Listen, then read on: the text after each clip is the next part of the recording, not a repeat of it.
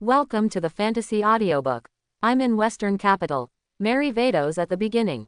Chapter 31. Khan was already handsome, but he became even more handsome when he transformed into a Super Saiyan form. Coupled with the fact that beauty is in the eyes of Vados lovers, so Khan in the super race form is simply too handsome in the eyes of Vados. Seeing the nympho look on Vados' face, Myers on the side rubbed his forehead speechlessly. Khan in super race mode is really handsome, but you don't have to act like a nympho girl. Hopeless. My brother-in-law now has the strength to defeat Frieza. Myers said.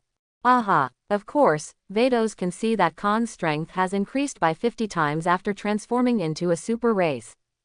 Khan, who has a normal combat power of tens of millions, soared to 500 million in an instant after transforming into a super game. And Frieza in his final form, even if he uses 100% of his power, is only 120 million. She guessed that Khan must have other means, so she was not in a hurry to ask Myers to punish Frieza. It's so handsome, is this really Khan? Bulma blinked her beautiful eyes, with the same nympho look on her face. Is this the Super Saiyan that Khan said? Keelan was shocked. It's too strong, like a mountain is pressing on my chest. Yes. The pressure on Khan alone made it hard for Kling to breathe. The legendary Golden Warrior, Super Saiyan. In the dark, Vegeta was overwhelmed by Khan in super race form. After Khan successfully transformed into Super Saiyan Setsuna, the Saiyan blood in Vegeta boiled instantly, as Saiyan's intuition told him. The Khan in front of him is the legendary Golden Warrior, Super Saiyan. When planet Vegeta still existed, everyone thought it was just an illusory legend. Who would have thought that more than 20 years after the destruction of planet Vegeta, the legendary Super Saiyan was born? He witnessed the birth of Super Saiyan. Come on, Khan, take down Frieza. No matter how unwilling he was, Vegeta still chose to stand by Khan at this time.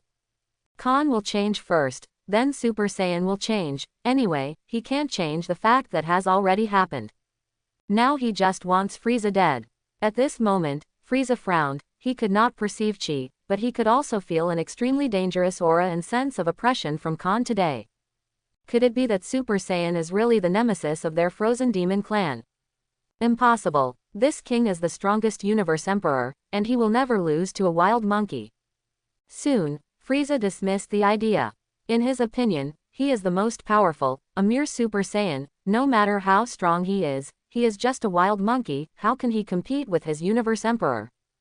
This is the power of Chaosai, it really is extraordinary. Feeling the surging energy in his body like the sea, Khan said excitedly. Super 1 is a 50-fold increase in normal strength, which means that now he can easily kill Frieza with just one finger. Krillin, Gohan. Khan then turned his head to look at Keelan and Son Gohan who were hiding behind the boulder, and said, get out of here quickly and collect all the Dragon Balls and make a wish. Oh, good. Keelan recovered from the shock and immediately nodded in agreement. Then, what about me? Bulma pointed to herself. Then should she leave with Keelan and the others, or stay here? You go with me too, and I'll go find you when it's over. Keelan, Bulma and others didn't dare to hesitate, and immediately organized everyone to leave here. Immediately, Khan looked at a certain hill again, and said to the air, Vegeta, if you are sensible, you'd better not disturb them, and if possible, you'd better give the Dragon Ball in your hand to Keelan and the others. Make a wish first, and I will remember this favor. Nani? Vegeta, who was hiding in the dark, suddenly had pupils all over his body, and his mind was shocked. He hurriedly hid behind the hill, unable to calm down for a long time. He had obviously hidden his chi, but Khan still found out. Asshole. Vegeta looked ferocious. Who cares about your unkindness? Vegeta's eyes flickered a few times, and finally he snorted, then picked up the Dragon Ball that was on the ground and left. Is Vegeta coming too? Frieza followed Khan's line of sight, and saw that Vegeta had exploded into the air, chasing after Kling and the others. However, Frieza has no time to deal with Vegeta now. After Vegeta left, Khan looked at Frieza again. Frieza, it's time to settle accounts with you. What about Super Saiyan? I am not afraid of you. Frieza dismissed it, but he didn't dare to push it any further, and directly exploded, using 100% of his strength. Come on, wild monkey. Ah, boom. Frieza stomped the sole of her foot, and instantly disappeared in place. The next moment, she appeared in front of Khan, carrying a fist that broke the wind, and slammed straight at Khan. Too slow. Khan stuck out his right hand and easily caught Frieza's punch. Immediately, he leaned forward slightly, and hit Frieza hard on the forehead with an iron fist. Bang! Frieza was knocked into staring eyes on the spot, and stepped back tens of meters. Call out. Khan took advantage of the victory and pursued. Frieza just came back to his senses. Khan's handsome and majestic face was already in front of him at close range. Frieza's face suddenly changed drastically. Hey! The corner of Khan's mouth twitched, and then he landed a right uppercut on Frieza's face, then turned and landed another kick, which hit Frieza in the stomach. Thump! A kick from Khan sent Frieza flying upside down along the ground on the spot. But Frieza is not built either. He quickly stabilized his figure, adjusted his posture and swept up into the sky. Stinky monkey, don't get carried away. Boom! Immediately, Frieza raised one hand high, and a fiery red giant energy bomb quickly condensed. Exuding destructive energy fluctuations, even the sky was dyed red by the light that bloomed from the energy bombs. Khan, my move can destroy even the entire Namek planet. If you have the guts, take this move head on. Ah! The moment the words fell, Frieza waved his arm without any hesitation, and flicked out the giant energy gathered on his fingertips. Bang bang bang! Before the giant energy bomb fell, there were waves of sonic booms in the air. From this, we can get a glimpse of the leopard. Frieza's move is enough to easily destroy the entire Namek planet. HMPH, how dare you make a fool of yourself even if you have a small skill. Khan snorted in disdain, then tiptoed, and headed straight for Frieza's rapidly falling giant energy bomb. See this scene. Frieza was stunned for a moment. Could it be that Khan is trying to catch him with his face? Court death. After being surprised, Frieza couldn't help showing a grin. In his view, Khan's face-to-face move is completely suicidal. In this regard, Frieza is still very confident. Rumble. In the blink of an eye, Khan has a shocking encounter with a giant energy bomb. The moment they met, there was a terrifying explosion of energy. Woo! The fiery red energy storm swept away, all the clouds in the sky were dispersed, and the terrifying shock wave spread like ripples, setting off tsunamis tens of meters high on the surface of planet Namek. Even if the perspective is placed in the universe space, this fiery red energy storm can be clearly seen. Click, click. As the energy storm swept through, ravines stretched across the surface of Namek to the end of the line of sight. It is not difficult to imagine that if this giant energy bomb comes into close contact with Namek, it is enough to easily destroy the entire Namek. Looking down at the energy storm sweeping thousands of kilometers below, Frieza couldn't help raising the corners of his mouth, and then laughed loudly, oh ho ho ho ho. Look, Khan, this is what happens when you underestimate the enemy. I am Frieza, Emperor of the Universe, and you will pay a heavy price for underestimating this king. Higher altitude above Frieza's head. Vados and Myers were also overlooking the huge energy storm below, but there were no fluctuations on their faces. Vados' pretty face was as calm as water, as if he wasn't worried that Khan would die under this energy storm. So is Myers. It is precisely because they are aware of the strength gap between Frieza and Chaochi Khan that they don't have any worries. Next second, Frieza's devilish laughter stopped abruptly. In the midst of that energy storm, a jet-black figure surrounded by golden energy flames swept out of it, heading straight for him at a thunderous speed. Impossible. When she saw Khan's face clearly, Frieza uttered a word in shock. Next breath. Puff. Khan hits Frieza hard in the jaw with an uppercut. Frieza turned on his back on the spot, and Khan kept moving, and an elbow hit Frieza's sky cap hard. Click. A crisp sound of bones breaking suddenly resounded. Frieza's pupils shrank accordingly, and her scarlet eyes instantly became dull. Under the terrifying power, Frieza's body fell rapidly from the sky like a falling meteorite. Boom! Frieza's fall directly smashed a mountain into pieces. Ended. Seeing this, Myers suddenly made a sound. Congratulations, husband, you will be rewarded for killing your father and mother. It seems that it's nothing to do with me. Myers let out a long sigh of relief. It seems that there is absolutely no need for him to come. Even without him and Vados interfering, Khan easily cleaned up Frieza. Myers, you go back first. After all, Myers still had his own things to do, so Vados didn't delay his time any longer. Okay, then I'll go back to the headquarters of the Galaxy Patrol. How about you, Sister Vados? Myers said. I have other things to do. You don't have to wait for me, you can go back first. Vados said with a smile. Well, then I'll take my leave. Finished. Myers took out his angel staff, turned into a long rainbow and left Namek. On the ground, the skull was crushed, but Frieza, who was extremely tenacious, did not die immediately. It's just that the shattering of the skull also put him on the brink of death. Tread. Khan fell from the sky, looking down at Frieza, who was lying in the rubble with no expression on his face. Saiyan. Frieza struggled to open one eye, and his slightly trembling voice was full of unwillingness. My king. How could this king lose to a wild monkey like Saiyan? Frieza was furious. Before that, he never thought that one day he would lose to Saiyan, whom he regarded as an ant. Is Saiyan worse than you, a dwarf? Hearing Frieza's unwilling growl, Khan blinked his emerald green eyes, and said indifferently, as I said just now, the era of Frieza's domineering in the universe that belongs to you has come to an end. Whispering sound. Frieza gritted her teeth angrily and said, my king doesn't accept it. Dissatisfaction. What are you dissatisfied with? Saiyan was originally a minority, but you slaughtered most of them back then. Even so, Saiyan can still make a comeback. What do you have to dissatisfy with? Khan said. Frieza, you should have killed Saiyan completely back then. This sentence, falling into Frieza's ears, is so ironic. Yes, he did destroy planet Vegeta back then, and most Saiyans followed planet Vegeta into universe dust. But there are still a few Saiyan remnants who survived. It was these remnants who survived the whole nest and defeated him now. Frieza looked ferocious, and said hysterically at the top of his lungs, if I can do it all over again, this king will definitely drive all you wild monkeys to extinction. Until this moment, Frieza had just regretted it. If he had known what would happen today, he should have killed Saiyan completely back then.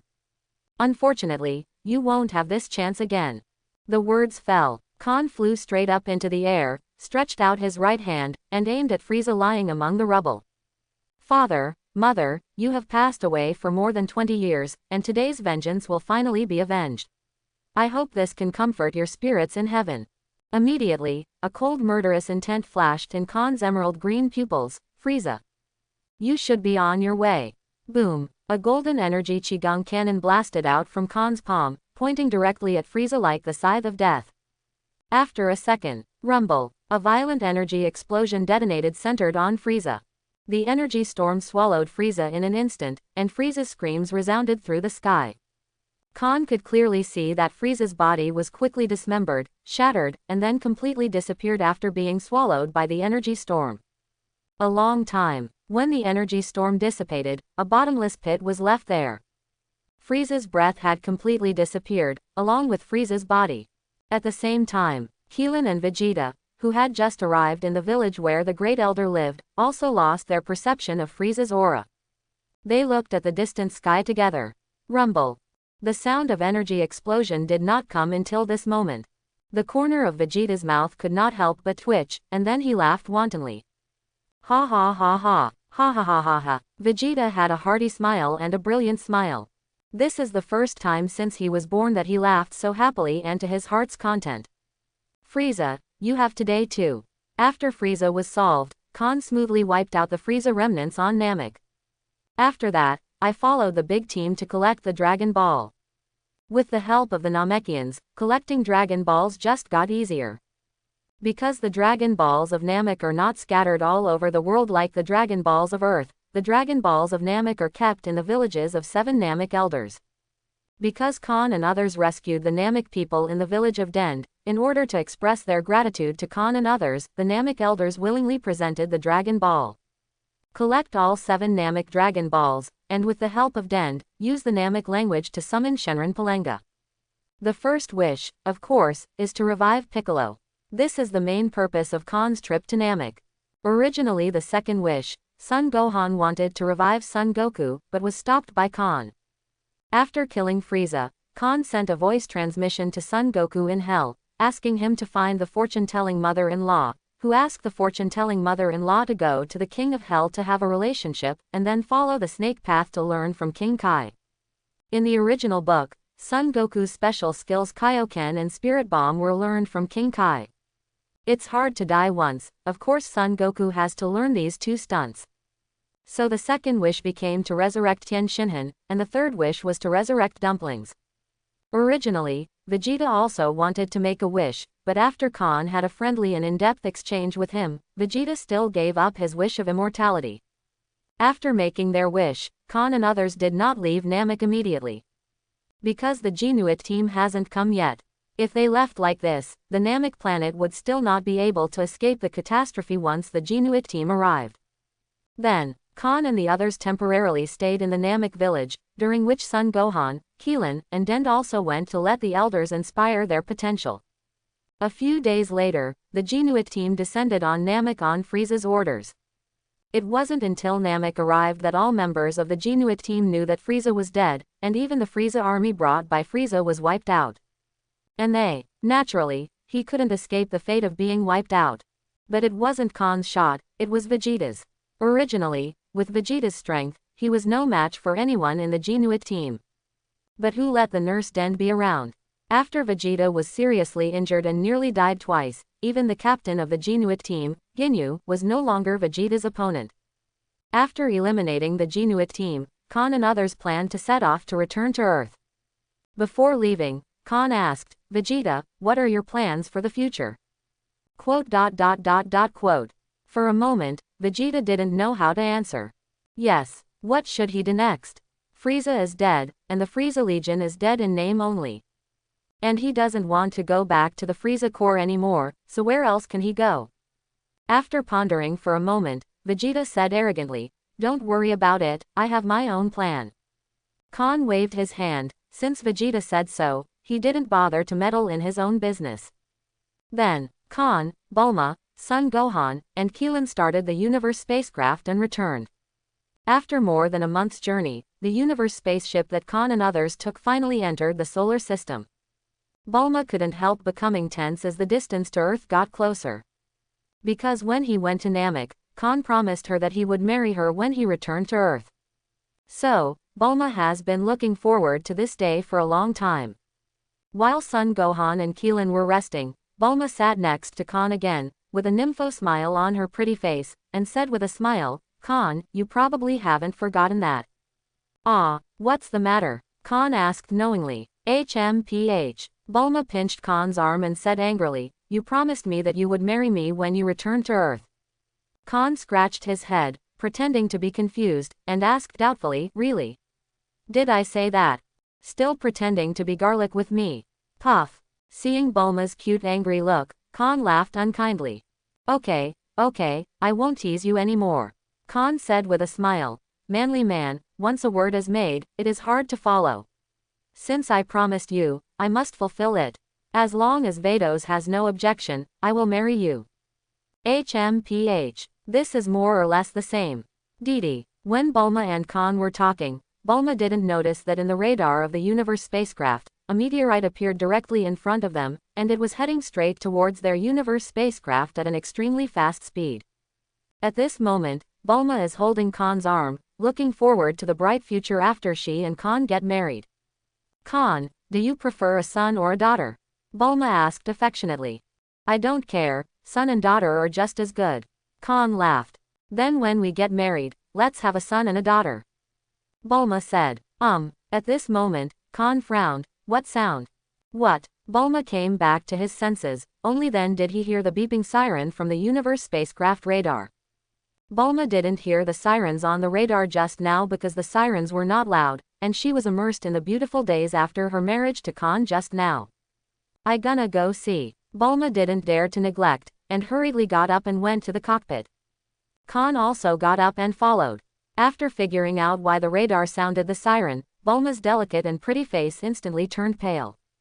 She suddenly looked up at the screen, and saw that a meteorite with a diameter of about 1 kilometer had brazenly entered the orbit of the Universe spacecraft, and was less than 100 kilometers away from the Universe spacecraft. 100 kilometers sounds like a long way. But on the scale of the universe, it becomes extremely small. Coupled with the terrifying speed of the Universe spacecraft and the meteorite, the distance of 100 kilometers is almost a blink of an eye. Next breath, under the horrified gazes of Khan and Bulma, the meteorite collides with the universe ship. Boom. Setsuna, where the meteorite collided with the universe ship, and the universe ship disintegrated instantly. The bodies of Khan, Bulma, Son Gohan and Kling are immediately exposed to the universe vacuum. It was also at this moment that a new timeline, that is, parallel time and space, was born. The moment the universe spacecraft collided with the meteorite, the huge impact made Bulma, Son Gohan and Kling lose consciousness in their sleep. Although Khan can withstand the impact of the collision between the universe spacecraft and the meteorite, he cannot survive in the vacuum of the universe. So, Bulma, am I going to die? Khan, exposed to the vacuum of the universe, also gradually lost consciousness. At the last moment of losing consciousness, Khan seemed to see a rainbow of light wrapping the three of Bulma exposed in the vacuum of the universe. After Khan lost consciousness, the same rainbow light enveloped him. Immediately, a graceful figure appeared. It is Vados. With a light flick of her jade finger, the three rainbow lights enveloping Bulma, Son Gohan, and Keelan flew towards the earth. And she took Khan, turned into a colorful streamer, and disappeared into the deep space of the universe. Divinity, Star Beerus, Whis is sitting by the lake with the prophetic fish, enjoying a leisurely leisure time. Suddenly, a stream of colorful light descended from the sky and landed on the lakeside without any mistakes. Oops. Whis raised his eyebrows in surprise, and asked, Sister Vados, what are you doing? I saw that Vados was holding a person in his arms, which was Khan in a coma. Whis, can you do me a favor? You say. Vados didn't beat around the bush, and cut straight to the point. Master Beerus is sleeping, right? So you shouldn't have much to do now. How about being my husband's 5-year teacher and teaching him to become stronger? Heard the words. Whis rubbed his forehead with a headache. I thought it was something. Sister Vados, can't you come to this kind of thing in person? I can't do it now, so I came to you. You do me this favor. In return, I will treat you to a delicious food that you have never eaten before. How about it? Food that I haven't eaten before? Whis asked suspiciously. Is it really a food that I have never eaten before? I can hardly believe it. Whis has been an angel for so many years and has traveled to so many planets. What delicacies have you never eaten? Of course, Vados swears. And I promise, these delicacies will definitely open your eyes. After hesitating for a moment, Whis nodded and said, then, well, I hope you will remember it when the time comes. Even if Vados doesn't use food as a condition of remuneration, Whis will agree to her. After all, he is really boring every day now, and having a student to teach can relieve the boredom. And this student is still his brother-in-law, so he has no reason not to agree. As expected of my good brother, then my husband will leave it to you. Vados suddenly beamed with joy. There's really nothing I can do about you. Taking Khan from Vados, Whis briefly checked Khan's condition, and found that Khan was just in a coma, and his body was fine. By the way, Whis, I have another question for you. Just as Vados was about to leave Beerus, he suddenly remembered something. What? You should know that planet Vegeta was destroyed by Frieza more than 20 years ago. Yes, but Sister Vados, why are you asking this all of a sudden? Whis couldn't understand why Vados asked him about this matter. Didn't he go to Earth and tell her about it a year ago? Vados said, what I want to know is, did Lord Beerus mean that Frieza destroyed planet Vegeta? Yes. Whis nodded slightly, and didn't hide it from Vados. It was indeed Beerus who ordered Frieza to destroy planet Vegeta. The reason was that King Vegeta hid the most comfortable pillow in the world from Beerus. So Beerus ordered Frieza to destroy planet Vegeta. While punishing King Vegeta, complete some achievements by the way. This is normal operation for gods of destruction Beerus. I see. After figuring out the truth about the destruction of planet Vegeta that year, Vados stopped staying too much and left Beerus after saying goodbye to Whis. Sure enough, she was right as she had guessed. The lord that Frieza was talking about that day was gods of destruction Beerus from the 7th universe. In a few days, waking up on a soft and comfortable bed, Khan saw a strange ceiling. During Setsuna, Khan instantly perked up. He stood up suddenly. Where am I? What happened after that day? Being in a strange place aroused Khan's vigilance. He doesn't know where he is now. Memory, he only remembered that after returning to the solar system that day, the universe spacecraft they were riding on collided with a meteorite, and he quickly lost consciousness after being exposed to the vacuum of the universe. He didn't remember anything after that until he just woke up. After looking around the surrounding environment, realizing that he was not in danger for the time being, Khan relaxed his vigilance a little. Only, thinking of what happened that day, Khan couldn't help but feel a twinge of pain in his heart. He survived, but what about Bulma? What about his nephew Son Gohan? What about Kling? What happened to them? Khan doesn't know, and doesn't know their current whereabouts, because he can't feel the chi of Son Gohan and Krillin at all. In other words, the three Bulma who had an accident with him that day were not in the same place as him. But right now Khan doesn't have time to think about that, he hasn't figured out where he is yet. Immediately, Khan got off the bed and went to the window of the room to take a look. A strange, yet somewhat familiar environment came into view. I saw a small lake at the bottom of the room, and a slender figure was sitting by the lake, and a fish. With just one glance, and from behind, Khan recognized the man and the fish sitting by the lake. Seventh Universe Angel, Whis. And Beerus's pet, the prophecy fish. What the hell, I'm on Beerus. Realizing this, Khan was shocked. At this moment, he suddenly remembered that when he was in a coma that day, he saw a rainbow of light wrapping Bulma and others exposed to the vacuum of the universe. Combined with the present, Khan came to a conclusion. Whis saved them. Mr. Khan, you're awake. You saved me. Khan came to Whis and asked. No. Whis shook his head and said, someone rescued you and sent you here to be your teacher for a few years. I don't know what you think. If you don't want to stay here, I can also send you back to Earth. You didn't save me. Khan was slightly taken aback. He thought it was Whis who saved him, but Whis told him it was someone else. So who will save him and Bulma, Son Goku and Krillin? Then, who saved me? Whis shook his head and said, I'm sorry, the other party asked me to keep it secret, so I can't tell you who she is.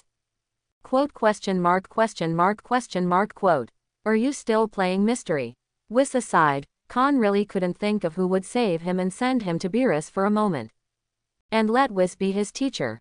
The person who can make Whis face. Who is the one? Beerus can be ruled out first, because Beerus is sleeping right now. Khan dragged his chin, analyzing carefully in his head. The rainbow light that appeared that day is more like Angel's ability. At present, only Whis is suitable for Angel, but Whis has already told him clearly that he was not the one who saved himself. As Angel, there is no need for Whis to lie to him. So, could it be the Angel who has something to do with him, will save him, and let Whis save face?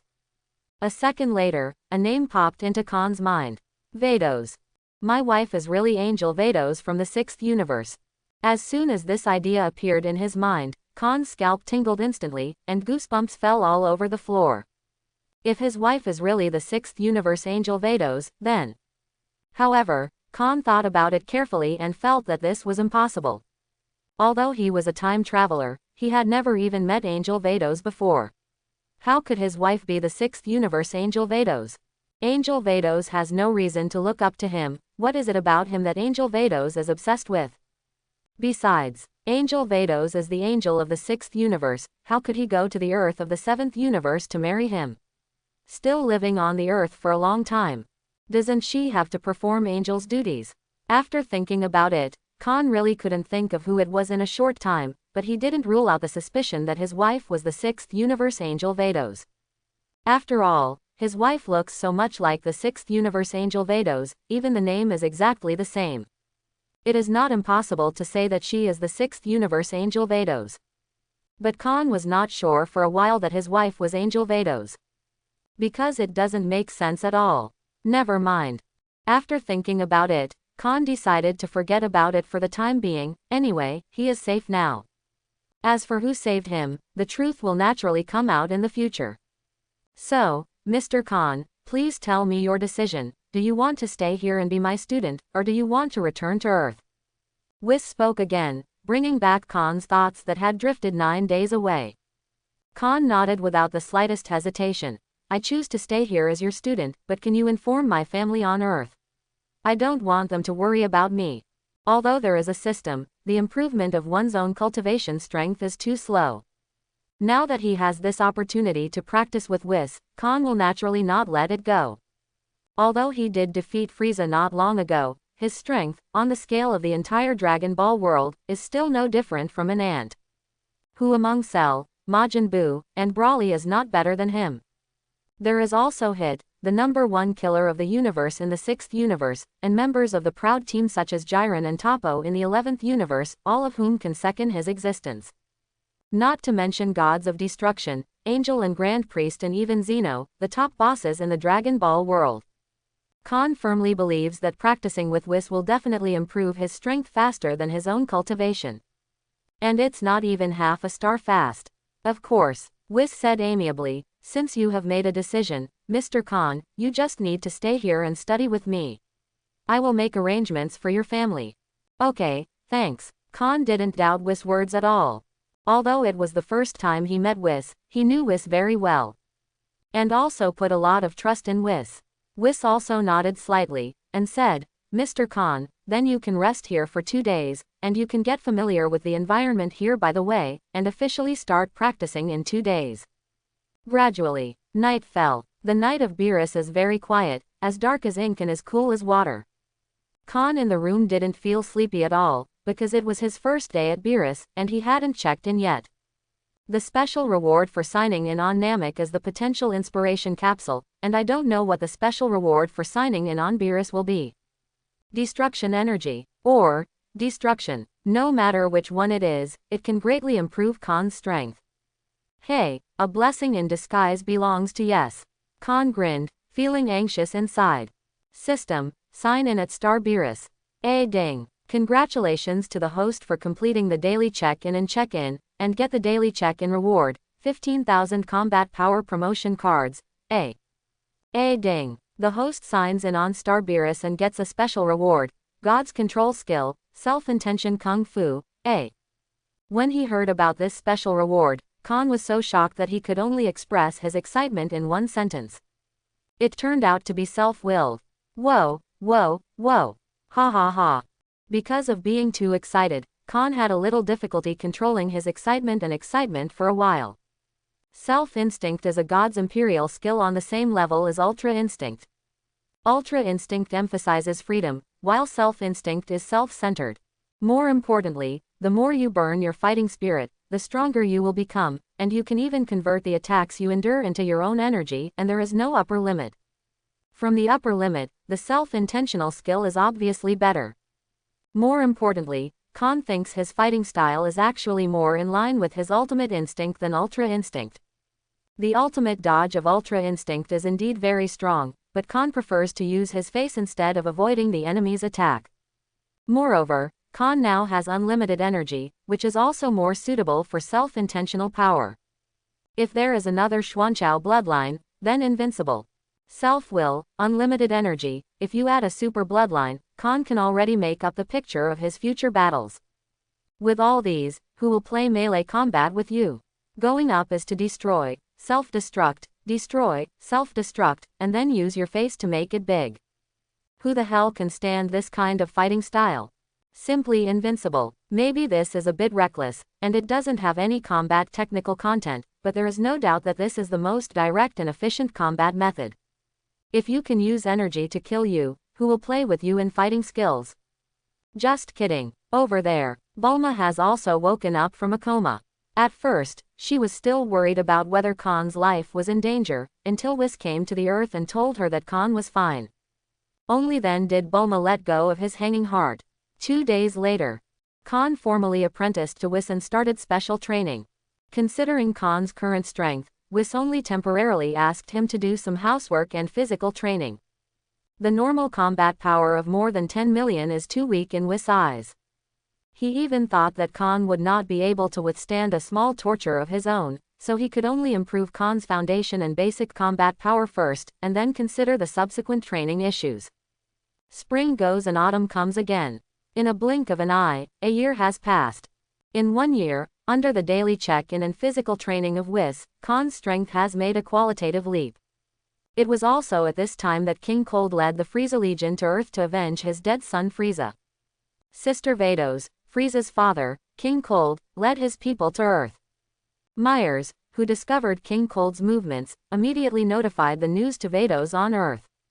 In the mushroom house, Vados sat dignifiedly and gracefully on the sofa in the living room. Frieza's father. Is he here to avenge his son? In the light curtain, Myers nodded thoughtfully, and said, I think so. Do you need to stop him? Sister Vados. Angel can't interfere with the normal historical development of mankind. It seems that I have to leave it to you, Myers. King Cold is not really a threat, but now Khan is not on Earth, and she can't take action to clean up King Cold, so Myers can only let Myers lead the Galactic Patrol to arrest King Cold and put him in the Galactic Prison. I see. After finishing the call with Vados, Myers went to ask the Galaxy King again. The Galaxy King has no objections either. The actions of King Cold and Frieza invading the planet in the past have seriously disrupted the order of the galaxy. If they don't give them a little color, they don't even know who is the king of the galaxy. Then, when King Cold headed to Earth aggressively, preparing to avenge Frieza, the Universe spacecraft of the Galaxy Patrol suddenly blocked their way. Then, under the pressure of the Universe spacecraft of the Galaxy Patrol, King Cold's Universe spacecraft can only be forced to land on a nearby planet. King Kurd, it seems to be the spaceship of the Galactic Patrol. A subordinate reported to King Cold with trepidation. Galaxy Patrol. King Cold frowned, and said coldly, it's really nosy. When he was doing evil in the Milky Way in the past, the Galaxy Patrol never dared to take care of his affairs. Why did he suddenly have the courage to stop him today? King Cold immediately led his subordinates to disembark the Universe spaceship in a huff. The Galaxy Patrol on the opposite side also came down from the Universe spacecraft under the leadership of Myers. The two sides were in a confrontational state. Myers stared at King Cold in front of him with a serious face, and announced, King Cold, in view of the crimes you committed in the galaxy in the past, you have been arrested with the authorization of the Galaxy King. Galaxy Patrol, are your brains flooded? Do you dare to take care of the Kurdish King? I think starting today, there is no need for the Galaxy Patrol organization to exist. It's fine to take care of others, but how dare you take care of the Kurdish King? You really don't know how to live or die. Quote. Before King Cold could make a sound, the subordinates beside him were the first to mock him. The corner of King Cold's mouth was also disdainful. Who did this king think he was? But it turned out to be a kid from the Galaxy Patrol. If you dare to delay this king's time, you have already committed the death penalty. King Cold, who was eager for revenge, was too lazy to talk too much nonsense with Myers. Directly order his subordinates to launch an attack on the Galaxy Patrol. Then, King Cold was dumbfounded. His subordinates are not opponents of the Galaxy Patrol members at all, and even he himself was arrested by Myers 3 times and 5 times. Bang! With the iron gates closed heavily, King Cold, who was no longer majestic, was imprisoned in the Galaxy Prison. Tang Tang took office as the Emperor of the Universe, but now he has ended up being imprisoned in a Galaxy Prison. It also makes people feel sad. Next, King Cold can only be locked in the Galaxy Prison, waiting for the trial of the Galaxy King. Beerus star. Bang bang bang. In the sky, there are continuous waves of tyrannical battle aftermath spreading out. After a closer look, it is Khan in the Super 3 form, who is conducting actual combat training with Whis. After a year of training on Beerus, Khan has broken through from Super 1 a year ago to Super 3. Crackling. Lightning kept flickering around Khan, and his violent and intensive attack enveloped Whis continuously, causing bursts of sonic booms. Facing Khan's fierce offensive, Whis is calm and unhurried, always avoiding Khan's attack with the most extreme distance every time. Mr. Khan, you can't go on like this, it's too slow. While dodging the attack, Whis even had time to tease Khan. In his eyes, Khan's seemingly thunderous and intensive offensive was like slow motion, posing no threat to him at all. For Whis' ridicule, Khan responded to him with only a huge explosion of energy. Aha! Suddenly, Khan, who was attacking, detonated the energy in his body. Boom! The energy explosion detonated instantly like a nuclear bomb, and a terrifying shock wave swept out. Too reckless. Whis sighed, then calmly exited the range affected by the energy explosion, and avoided the impact of the shock wave by the way. Destroy. Having just escaped Khan's energy self-explosion, Whis has not had time to breathe a sigh of relief. I saw a large piece of ground protrude suddenly behind him, and it exploded behind him. Boom. Another violent explosion, coupled with Khan's energy self-explosion front and rear pincers. Whis has been completely surrounded by the energy explosion created by Khan. At this moment, Whis raised his eyelids, and there was finally a touch of emotion on Jiyu Jingwubo's face. Khan seemed reckless, he only knew how to use various energy bombing fighting methods, and he was forced to retreat. Even Whis is quite amazing. He had to admit that although Khan's fighting method was reckless, it was very effective. In the current situation, he can no longer rely on Ultra Instinct to avoid the impact of Khan's energy explosion. Because he was already surrounded by Khan's energy blast. What makes Whis wonder is Khan's energy inexhaustible? With his fighting style, if he can't push the enemy into a desperate situation or defeat the enemy at one time, then he should fall into a passive situation next. Immediately, Whis lightly waved the angel staff in his hand, and the violent energy explosion created by Khan was instantly annihilated. Boom. In the next moment, there was a sound of breaking wind, and Khan's huge fist struck head-on at an incomparable speed. Whis calmly tilted his head slightly, and Khan's fist brushed past his ear. Stop. Khan, who was just about to continue the attack, suddenly stopped and said in admiration, "As expected of you, Whis, I couldn't touch you like this." After the actual combat training with Whis in the previous battle, Khan also kindly felt the power of Whis. After all, the strength gap between you and me is too great, Mr. Khan. Whis said lightly, "Through the battle just now, I probably also figured out your fighting style. Your fighting style is more similar to Master Beerus." Khan shrugged, non-committal. Really, his fighting style is more like Gods of Destruction. What Ultra Instinct Ultimate Dodge is not necessary at all. If you want to hit us, you are going to be tough. Who is afraid of whom? You are already very proficient in the use of chi and energy, but it is still not enough. After a pause, Whis couldn't help asking, "I just have a question, Mr. Khan, do you really have enough energy for the self-destructive fighting style you just did? Won't there be energy depletion due to excessive use of energy? Are you talking about energy? If it's not enough, I won't use this fighting method." Khan answered Whis' doubts. If it weren't for his infinite energy, Khan would definitely not be able to fight with self-explosive energy. Under smooth conditions, the energy in the self-explosive body will only be used when cornered. I see. Originally Whis wanted to teach Khan Ultra Instinct, but now it seems that Khan is more suitable for self-intention. It's just that Khan's current level of strength has not yet reached the point of practicing self-extreme will, so Whis plans to improve Khan's strength and then teach him self-extreme will. Lunch break at noon. Khan did some calculations, and it has been a year since he came to Beerus. It's almost time for Son Goku to be resurrected, too. So he found Whis. "Whis, can you use your angel staff to help me contact someone?"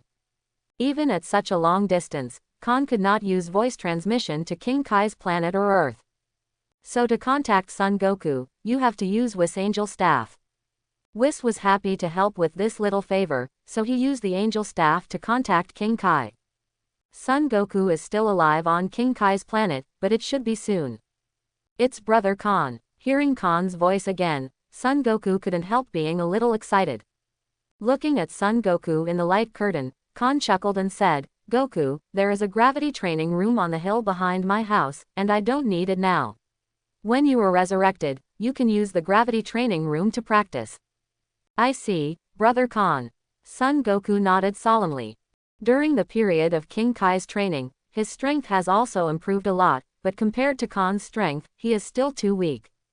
Also, you have to train nephew Gohan when you have time. We Saiyan are a fighting nation, so we can't just let him focus on studying. When you return to the Earth, you can go to the spiritual time room of the Temple of Heaven to practice if you have time. The time flow in the spiritual time room is slower than outside, and you can get the greatest strength improvement in the shortest time there. Khan urged again. Son Goku listened to the whole process and kept it in his heart. While Son Goku was practicing on King Kai, Vegeta on the other side was also not idle. After leaving Namek, Vegeta did not return to the Frieza Legion, but found a planet where no one knew him and lived there for a long time. Started daily hard practice. Ever since he saw Khan transform into Super Saiyan on Namek, Vegeta, who has strong self-esteem and conceit, is unwilling to lag behind others, and he also wants to transform into Super Saiyan as soon as possible. Go to Earth and defeat Khan. This is what he is currently pursuing. As the Prince of Saiyan, he is not allowed to have a better Saiyan than him. After a year of hard training, Vegeta can clearly feel that his strength is much stronger than when he was on Namek. Calculated in terms of combat power, Vegeta's current normal combat power has exceeded 1 million. Half a month later, Bulma collected the Dragon Ball again and revived Son Goku. Son Goku, who returned to the Earth after his resurrection, was not idle. He would take Son Gohan to the gravity training room at Khan's house every day to practice, as time passed by every minute and every second. The strength of Son Goku and Son Gohan is also growing at a speed visible to the naked eye. In a blink of an eye, nearly 4 more years have passed. Beerus star. Sign in. Ding. Congratulations to the host for completing the daily check-in and get the daily check-in reward, 30 million combat power promotion cards. Ding. Congratulations to the host for signing in for 7 years and 7 months, and get a reward, 0.5 seconds of flash time. 0.5 second flash time skill. It's okay. 0.6 equals 5 seconds flash time skill is not very useful for Khan's current strength. After 5 years of practicing with Whis, Khan has been able to transform into a Super Blue, even without using his own extreme will. His strength is not weaker than that of Son Goku after the power conference in the original book. So whether there is this flash time skill or not, it doesn't really matter much. However, with the flash time skill, Khan can study the derivative skills of the flash time skill. For example, the time prison and time space, which are derived from the flash time kung fu researched by Hit, can also be considered for research in this area. Host, Khan. Age, 32 years old. Bloodline, Advanced Saiyan Bloodline. Combat power, 553,063,000,000 normal. Skills, breath control, flying technique, infinite energy, self-intention skill, flash time skill, instant transmission. Glancing at his latest attribute panel, Khan's mouth couldn't help but curl up in satisfaction. In the past 5 years of practicing with Whis on Beerus, his strength has undoubtedly improved tremendously.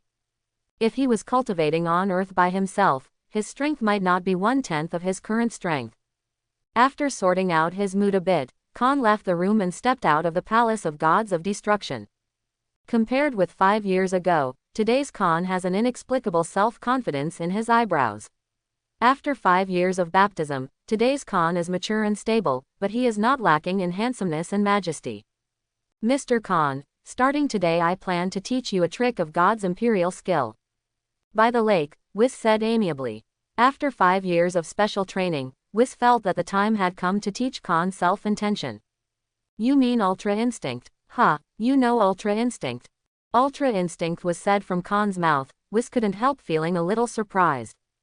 Ultra Instinct and Self-Instinct are both divine skills, it is impossible for human beings to know them. After being surprised, Whis said again, but what I want to teach you is not Ultra Instinct. According to your fighting style, you are more suitable for self-intention. Although the extreme will of freedom and the ultimate will of self are both God's control skills, they are completely different combat concepts. Therefore, the extreme mind of freedom and the extreme mind of self cannot coexist. You can either choose to cultivate your own ultimate will, or you can choose to cultivate your own ultimate will. Self-consciousness. Khan smiled, and he was right, even Whis thought he was more suitable for cultivating self-consciousness rather than free will. Only, is this what you mean by self-importance? The words fell, Khan's mind moved, and a tyrannical breath of God burst out from his body.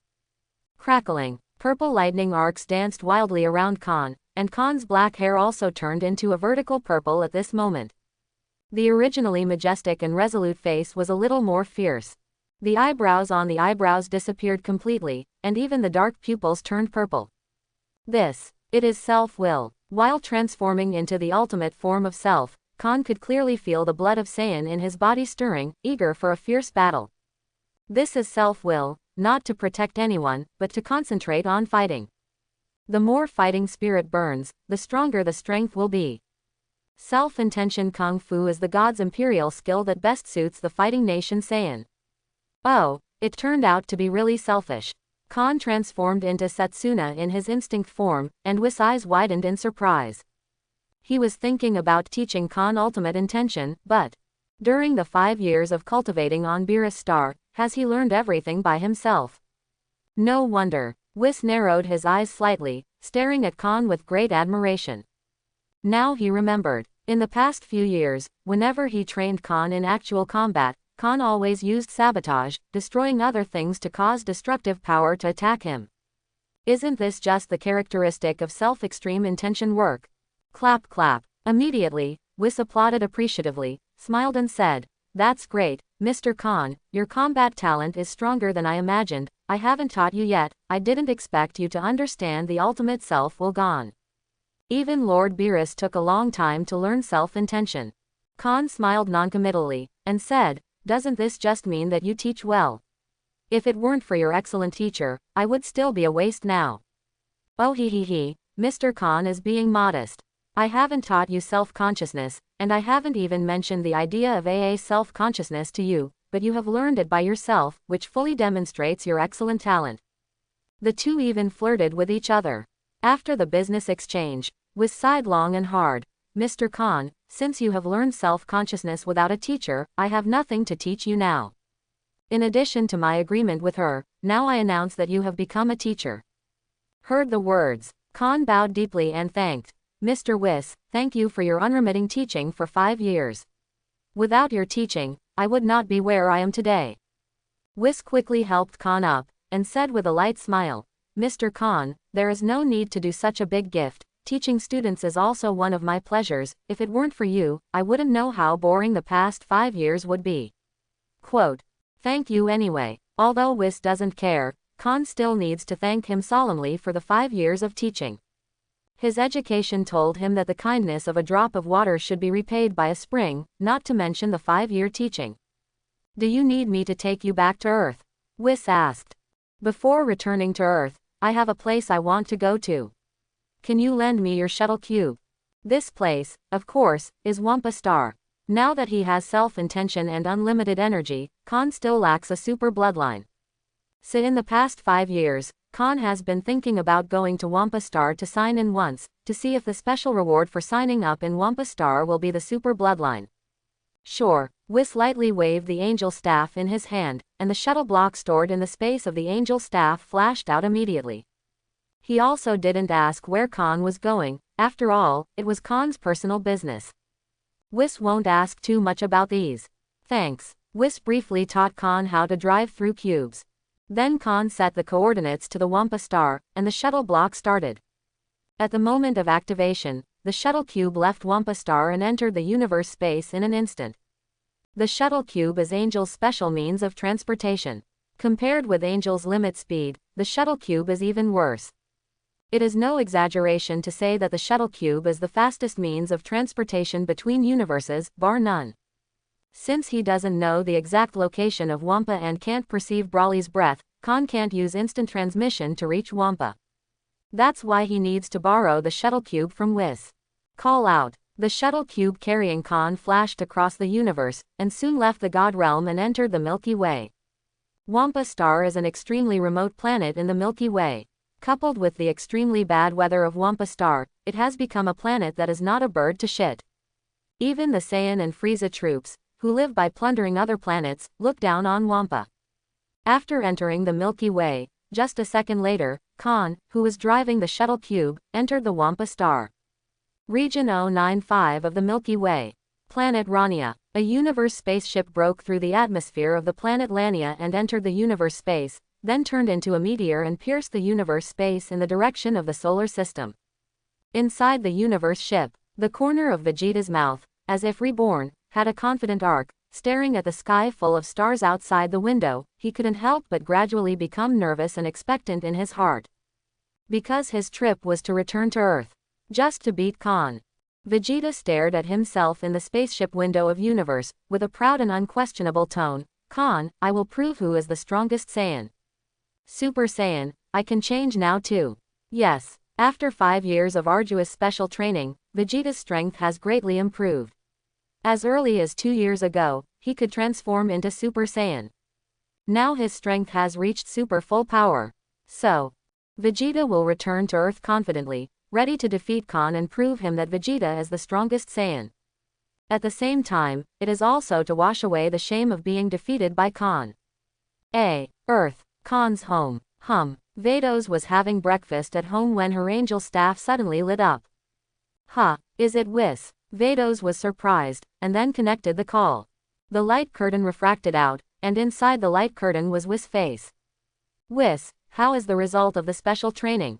Vados said expectantly. She believes that after 5 years of special training with Whis, Khan's strength has definitely improved by leaps and bounds. The special training was very successful. My brother-in-law has left the training today and is ready to return to Earth. Whis smiled. Thank you, Whis. Someday I will make delicious food for you.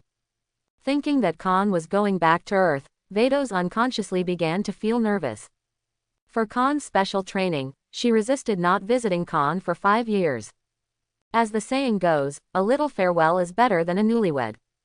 Not to mention Vados and Khan haven't seen each other in 5 years. I don't know how much Khan's appearance has changed compared to 5 years ago. Does he miss himself very much? For a while, Vados only felt 10,000 ants crawling all over her body, and she wanted to see Khan immediately. Well, what kind of welcome ceremony will you use when you meet Khan?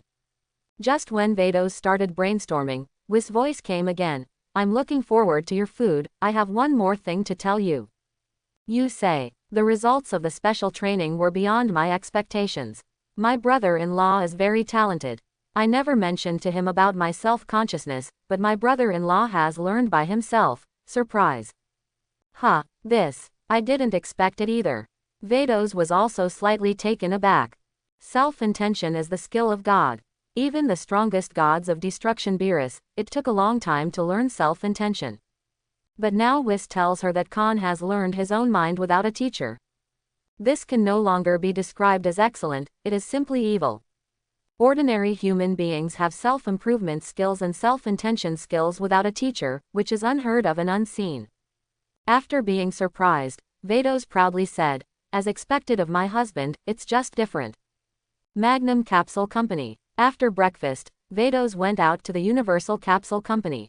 For the past 5 years, she has visited the Universal Capsule Company almost every day, mainly because she has nothing to do when she stays at home alone, so she can only come to chat with Bulma and visit Bulma's scientific research to pass the time and relieve boredom. Today, Vados came to Universal Capsules as usual. Bulma welcomed Vados very warmly. After chatting about homework for a while, Bulma asked again, Vados, didn't you say 5 years? When will Khan come back? Why do you say again? Because Bulma has asked Vados this question several times in the past 5 years. For the past 5 years, she has been looking forward to Khan's return to Earth to marry her every day. She is over 30 this year, and if she doesn't start a family, even if she is not in a hurry, her parents, the Brives, should be. Therefore, if Khan does not return to Earth to marry her for a day, she will have trouble sleeping and eating. It should be soon, maybe today. Vados said with a slight smile on his cherry-red lips. If only today. Although Bulma knew that there was a high probability that Khan would not be able to come back today, she still hoped that Khan would come back today. And while Bulma was chatting with Vados, after self-transformation, Dr. Gero brought Artificial Man number 19 and appeared in the small town of Nandu. Bang bang bang. Dr. Gero and Android 19 will kill anyone they see. The whole town of Nandu fell into panic instantly. The appearance of Dr. Gero and Android 19 quickly attracted the attention of Earth Z fighters. Son Goku, Son Gohan, Piccolo and others immediately rushed to the small town of Nandu to look for traces of artificial humans. At the same time, Vados also sensed that Dr. Gero and Android 19 were destroying Nandu town, so she suggested, Bulma, let's watch some TV. Maybe Khan will come back after watching the TV. Bulma is fine. Anyway, she is not in the mood for scientific research today, so she might as well watch TV to pass the time. Wampa star. Ding. The host signs in on Wampa and gets a special reward, the legendary Super Saiyan bloodline. The reward has been issued. Is it fusion? This time, the system did not automatically give Khan fusion as before, but asked. Khan probably also guessed the meaning of the system, so he asked, "System, if I pass on the super bloodline in fusion now, can I still become super blue?" Back to the host, if fusion the legendary Super Saiyan bloodline, this system can give the host two choices. A. First, keep the first stage of Super Saiyan until the super blue transformation. The host can use the super bloodline by switching the bloodline. A. Second, fusion the power amplified by the host's current transformation into super blue to the super bloodline. After fusion, the host can transform into the Super 1 form of the super bloodline. There is no need to slowly adapt to the super bloodline to increase the power. Super Saiyan Stage 1 to Super Blue can no longer transform. A. Is that so? After a little thought, Khan finally made a decision. I choose to fusion. Chao Lan is certainly very strong, but in front of Chao Yi, who passed on his blood, he is no different from his younger brother. Didn't you see that in the Broly movie version, Broly just transformed into Chao Yi, who passed on the super blood, and then hoisted up Chao Lan's son Goku and Chao Lan Vegeta after the power tournament. And Xuanchao's bloodline must be countless times stronger than his current so-called high-level Saiyan bloodline. Therefore, Khan hardly has to struggle with these two choices. Just choose Xuanchao directly and you're done. What Chaolin, in front of Chao Yi, who passed on the bloodline, is the younger brother. The most important thing is that the Xuanchao bloodline infinitely fits his self-will and unlimited energy. For 5 years, Khan has been waiting for this day. Setsuna room. Khan could clearly feel that there was a warm current in his heart again, spreading to all his limbs and merging into every cell. The blood in every cell in Khan's body was jumping for joy as the Xuanchao bloodline fused with his own advanced Saiyan bloodline. As the super bloodline merged with Khan himself, Khan's physical strength also continued to increase with the continuous fusion of the super bloodline. Gulu gulu. Even the muscles let out bursts of cheers. Although Khan's muscles have not become stronger, it can be clearly felt that every muscle in his body has been greatly strengthened. What? With fusion passing through the bloodline, Khan not only did not feel any pain, but also made strange noises comfortably. A long time. Transcend bloodline fusion completed. Khan just felt like he had broken out of his cocoon and become a butterfly, and he was born again. After fusion passed on the bloodline, Khan's combat power increased by at least 20% just as normal. Is this Xuanchao bloodline? Cool. Khan clenched his fists, feeling the surging and berserk power in his body, and he only had one word in mind. Khan is confident that the current him will definitely be able to hang up and beat him just now. Chao Yi, who passed on the bloodline, is not at the same level as Chaolin. Not to mention the green-haired super form after Super 1. It's finally done. A look of excitement flashed across Khan's dark eyes. Now that he has a super bloodline, plus an infinite energy and self-will, Khan is confident that even if he faces Beerus, he will not have the slightest fear. Of course, when it comes to beating Beerus, Khan doesn't dare to make such wild claims. Beerus is the strongest gods of destruction after all, not for nothing. But he believed that with the terrifying potential of his bloodline, it was only a matter of time before he surpassed Beerus, and there would be no difficulty. It would be nice to have another immortal body. Immortal body combined with super blood, self-will and infinite energy, just thinking about it is exciting. Although Khan can't obtain immortality for the time being, as a human being, one must have a dream, right? As the saying goes, water flows to low places, and people go to high places. If you want to improve further, you must be immortal. Withdrawing his mind, Khan turned his gaze to a cave in the distance. This moment, Broly was sitting at the cave entrance with his father, Paragus, wolfing down a strange egg. These eggs are yellow in color and not very good looking. Khan finds it hard to believe how Broly and Paragus have spent so many years in Wampa. Go and see. Now that everyone is here, Khan is of course going to see Broly. Call out. In a blink of an eye, Khan appeared at the cave entrance. As soon as Khan appeared, Paragus and Broly immediately became aware of Khan's presence. Paragus looked up, staring blankly at Khan in front of him. He could hardly believe his eyes. 30 years, a full 30 years. He and Broly, father and son, live together on Wampa and have never seen other humans. How can Paragus not be excited to see other humans coming to Wampa now? Someone coming here meant he and Broly could get off the planet. Yes, Is it the Frieza army? Paragus got up emotionally. Although he was old, the excitement of leaving Vampa made Paragus stagger and run towards Khan. Broly raised his eyebrows, and had no choice but to get up and follow Paragus' footsteps. Compared to the emotionally agitated Paragus, Broly was calm and peaceful. When Paragus came to Khan, he suddenly found the tail wagging randomly behind Khan. He was taken aback for a moment, and then his vicissitudes of life instantly became vigilant. Are you Saiyan? Are you sent by King Vegeta? Khan glanced at Broly beside him. Then he looked at Paragus and said, "It's true that I am Saiyan, but King Vegeta, you may not know that you have been trapped on this planet for decades, but King Vegeta has been dead for 30 years, and the grass on his grave is probably a few meters high." What did you say? King Vegeta is dead. Paragus could hardly believe his ears. King Vegeta is dead. He was still thinking about going to King Vegeta to avenge his exile when he left Wampa someday.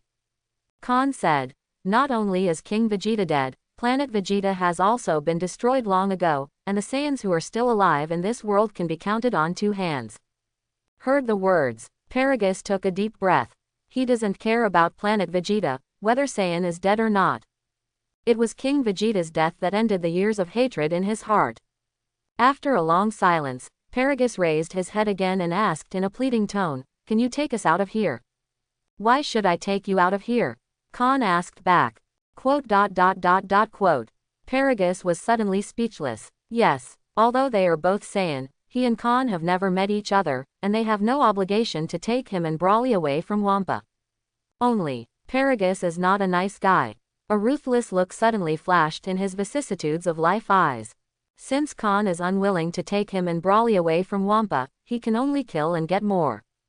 Paragus is really fed up with this planet that doesn't shit and is ravaged by all kinds of bad weather all day long. For more than 30 years in exile on Wampa, he has been training Broly, making Broly practice every day, training him into a killing machine for this day. If Khan is willing to take him and Broly away, then all is well. Since he doesn't want to, don't blame him for being cruel. Sensing the fierceness flashing in the depths of Paragus' eyes, the corners of Khan's mouth could not help but raise a hidden arc. He knew it would turn out like this. Paragus may be a qualified father, but he is by no means a good man. Khan knew Paragus all too well. Then, Paragus stared sharply, and said ferociously, "Broly, kill him, steal his spaceship, and we can get out of here." Laugh. As Paragus' words fell, Broly's body, who had been calm just now, suddenly began to tremble slightly. The super bloodline fighting factor in his body is boiling. Broly's character is an honest man, but he will never disobey his father Paragus' words.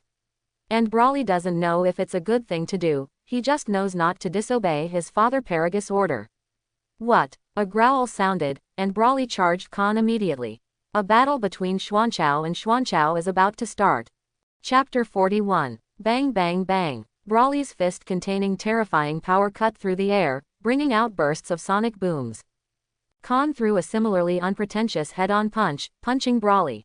Boom. Setsuna, whose fists collided, shook the surrounding space.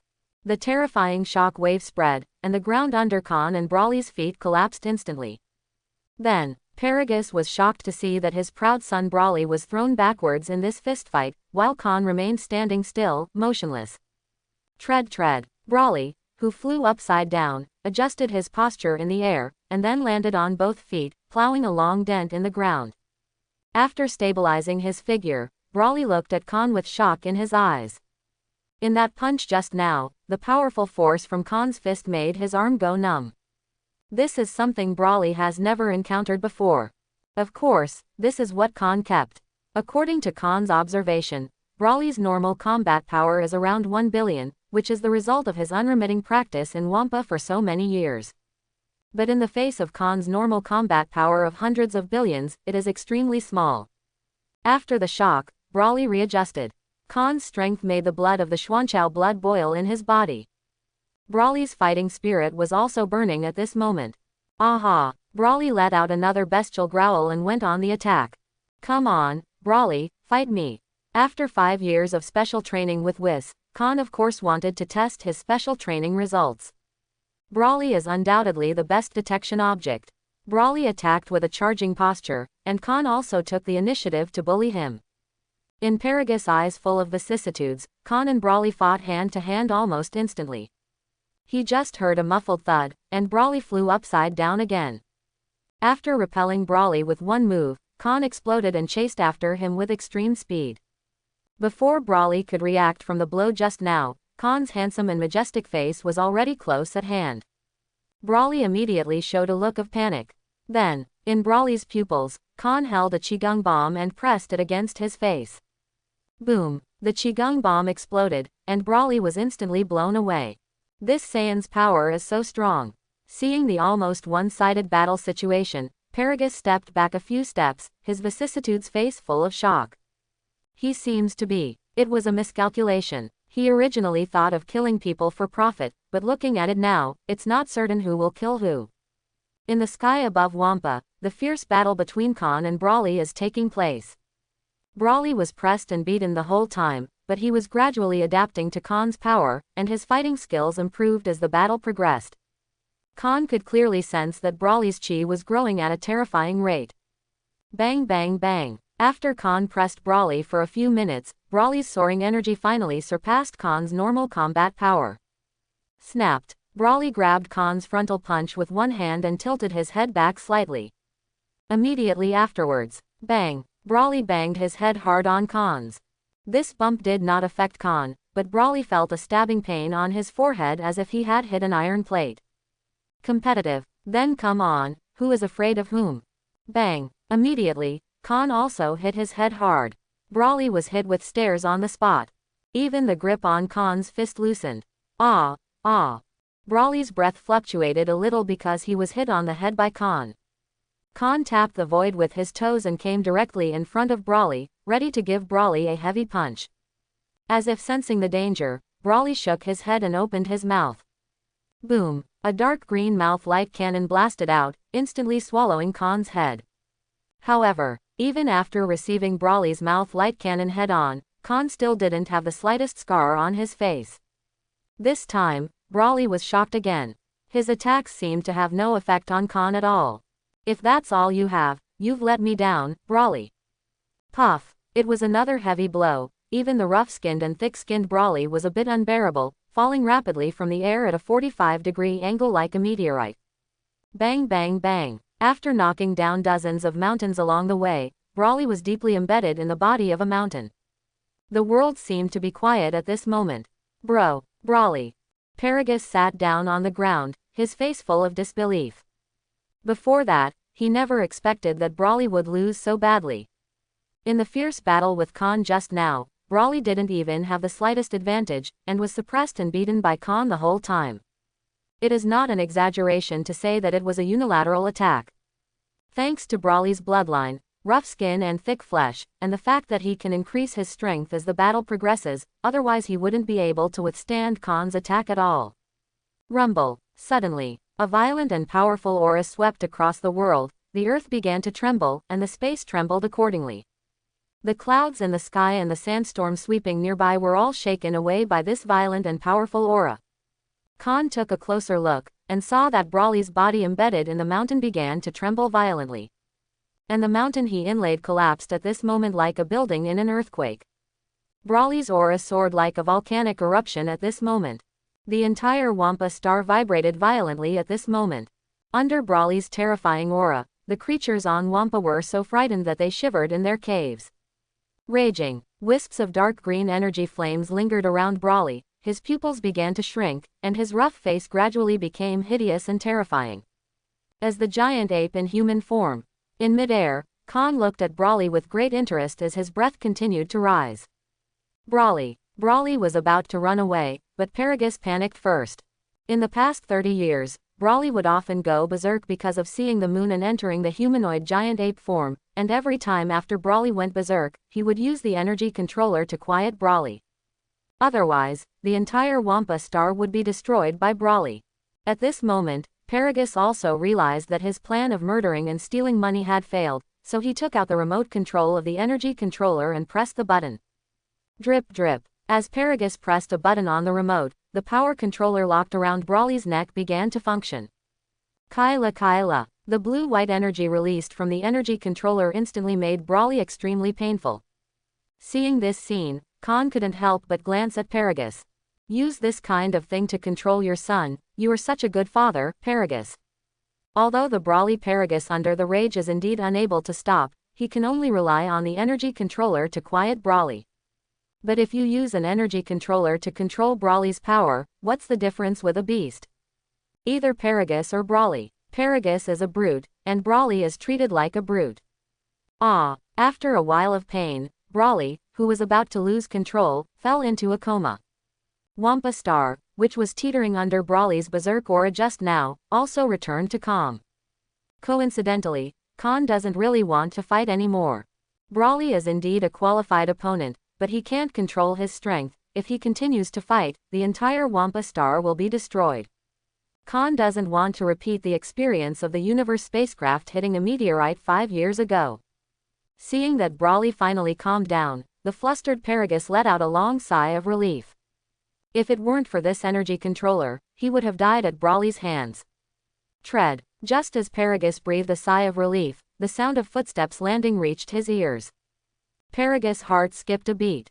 He looked up in a daze, only to see Khan staring at him with murderous intent. If I remember correctly, you just said you were going to kill me, right? You. Facing Khan, who couldn't even match Brawly, Paragus' vicissitudes of life suddenly showed a look of horror. If Khan were to kill him, he would be helpless. Brawly is now in a coma from his power controller again. At this moment, endless despair and panic lingered in Paragus' mind. Paragus, do you know? In this world, good people will not die, and bad people will not die. There is only one kind of people who will die. Do you know who it is? Khan approached step by step, his tone cold. Stupid people like you. Just now Paragus had the idea of killing and stealing money from him, which was the most stupid act. Originally, Khan had no grievances with Paragus, and there was no need to kill him, but now it is different. For a person who wants to kill and rob him, Khan will naturally not let him go, even if he is just an ant in Khan's eyes. This moment, Paragus couldn't speak because of the fear in his heart. He could only stare at Khan in horror, and there was a strong desire to survive in the vicissitudes of his eyes. He doesn't want to die yet. I don't even want to die on a planet like Wampa Star. But now, his life is in the hands of Khan, his life and death, all in Khan's thought. Obviously, Khan will not let go of anyone who has tried to kill him. Immediately, Khan stuck out his index finger and aimed at Paragus' heart. It's time to pay for your stupidity, Paragus. Let's go on the road. In the next life, I hope that before you do anything, you will first consider whether you can afford the consequences of doing so. Do not. At this moment, Paragus yelled out in horror. But everything was eaten. A beam of energy flashed from Khan's fingertips, and it became bigger and bigger in Paragus' eyes. In the blink of an eye, the energy beam pierced Paragus' heart. Pooh! Blood splattered. In the vicissitudes of Paragus' eyes, the little luster and charm quickly faded away. Finally, with a splash, Paragus fell heavily, losing all life. Until the moment of death, Paragus' eyes were not closed. It is yes to die with peace. Rubbish. Looking at the Paragus who died with regret, Khan even spat with a look of disgust. The old guy Paragus really did not regret his death. Not to mention the idea of killing people and stealing goods, but also using such inhuman things as energy controllers to control Brawly to become his killing machine. Although he is Brawly's father, he has no right to control Brawly's fate. Slipped. Looking back, Khan did not stay too much in Wampa. As for Brawly in a coma, after he wakes up, he will naturally have the ability to continue to survive on Wampa, and Khan doesn't have to worry about that. When you have time, come to Wampa again, and then pick up Brawly. In the universe space not far from Wampa Star, there are two figures standing impressively. One of them is wearing an Anubis-style Gods of Destruction outfit. He is bloated, with a face full of flesh, and a short tail behind him. This person is the 6th universe Gods of Destruction Champa. Beside him is a short-haired girl named Angel. She has shoulder-length short silver-white hair, a pair of black-rimmed glasses on her delicate meatball face, and a professional smile on her cherry-red lips, giving people an approachable and friendly feeling. She is not tall, but has an unusually hot figure. Her slender and straight legs, her slender waist, and even the extremely conservative Angel's service can't hide her proud career line. Just looking at it makes people's blood spurt. If Vados is said to be a cool and cold lady, then she is a gentle and quiet little woman. This female angel is exactly one of the angels activated by the Grand Priest from the Sleeping Angels, Alice. There is a light curtain in front of Champa and Alice, and the picture in the light curtain is exactly Wampa Star. Just now Champa and Alice were looking for the Super Dragon Ball in the 7th universe, and then they were attracted by the fierce battle between Khan and Brawly. Champa was a little curious about who these two people are, and they have such powerful power. So I came over to find out. Then, Champa found Khan's face somewhat familiar. Isn't this the husband of Vados? After Vados married Khan, Alice came to replace Vados' angel position. Champa couldn't bear it for a while, so he asked Alice to find out what kind of person Vados married. So Champa knew Khan. Alice, it's this person, right? Looking at Khan in the picture, Champa said darkly. Alice nodded slightly, and replied, yes, Master Champa, he is Mr. Khan, the human husband of Vados. Strange, what charm does this kid have? Looking at Khan, Champa was puzzled. What kind of charm does Khan have, so that Vados would rather disappear as a threat to force Grand Priest to compromise? From a human perspective, Mr. Khan's strength is not bad, and his appearance is not bad, but I don't know his personality yet, so it's hard to comment. Alice analyzed objectively. TCH. Is this considered strong? Is this also considered handsome? I am even more handsome than him. Champa sneered. Alice just smiled politely and did not refute Champa's words. Of course she also knew that Champa just said this out of the psychology of not being able to see it. In terms of strength alone, Khan is definitely at the ceiling level among human beings. Lord Champa, Mr. Khan appears to be leaving. In the light curtain, Khan has already boarded the shuttle cube and is about to leave Wampa Star. Alice also reminded him. Alice, follow, Champa ordered. Yes, Master Champa. Since Khan is the husband of Vados, Champa will not and dare not kill Khan, but who let him abduct Angel who has served him for many years. Champa was more or less angry. So he decided to teach Khan a lesson. Let's talk about Khan. Khan, who left Vampa with the shuttle cube, is preparing to return to Beerus. At this moment, a streak of colorful streamer suddenly chased up and blocked his way. As the colorful streamer dispersed, two figures came into view. Champa. And, when Khan's eyes fell on Alice, Khan raised his eyebrows in surprise. Hey, who is this? According to the memory of the previous life, isn't the 6th universe angel Vados? How could it be a female angel that he had never seen before and did not know? When Khan was surprised, Champa's domineering and defiant voice came. Hey, is your name Khan? Ha, you know me. Khan frowned, thinking how could Champa know himself? Obviously this is the first time he sees Champa. Champa didn't answer Khan's question, but grinned. It seems right. What the hell? A big question mark popped out of Khan's small eyes. Why is he a little confused? When Khan was confused, Champa said again, fight with me, no matter I win or lose, I will let you go. Isn't that a bit of a bully? Alice frowned slightly, muttering in her heart. Gods of destruction to challenge humans, this is a bit of a bully, right? Although Khan's strength is good, it is obviously not comparable to gods of destruction.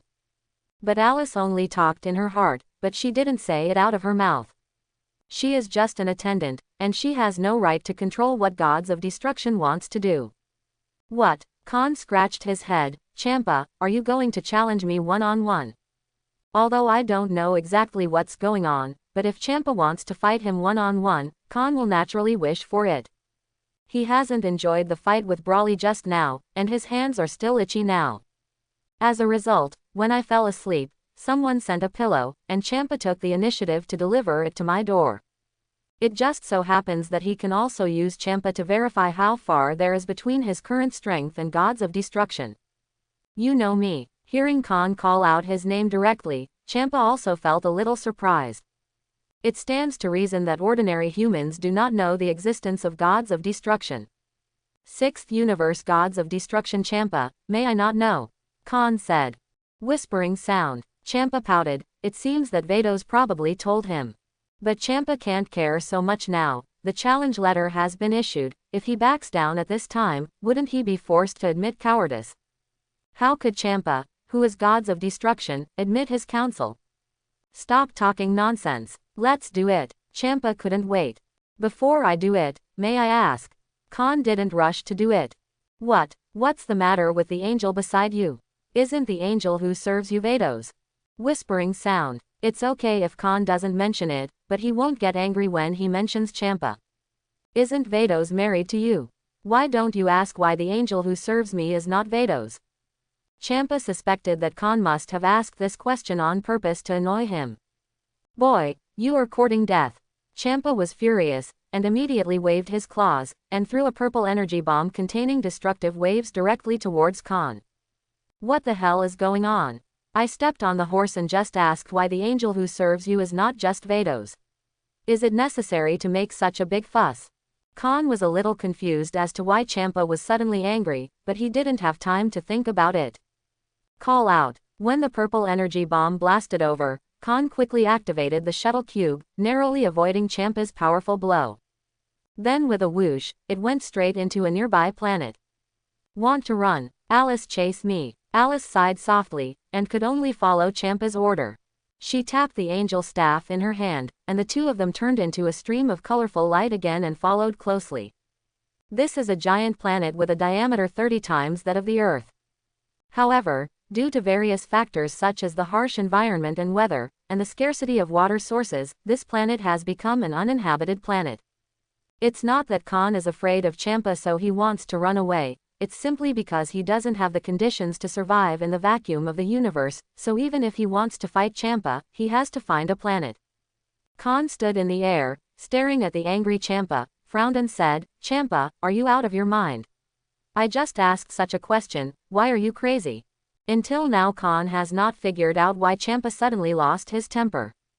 Khan's ignorance is really ignorant, but in Champa's eyes, that's pretending. Especially when Khan asked him if he had lost his mind, Champa suddenly felt that his majesty of gods of destruction had been challenged. I'm angry too. My uncle is the gods of destruction. You mere human dare to talk to gods of destruction like that, do you really think I dare not destroy you?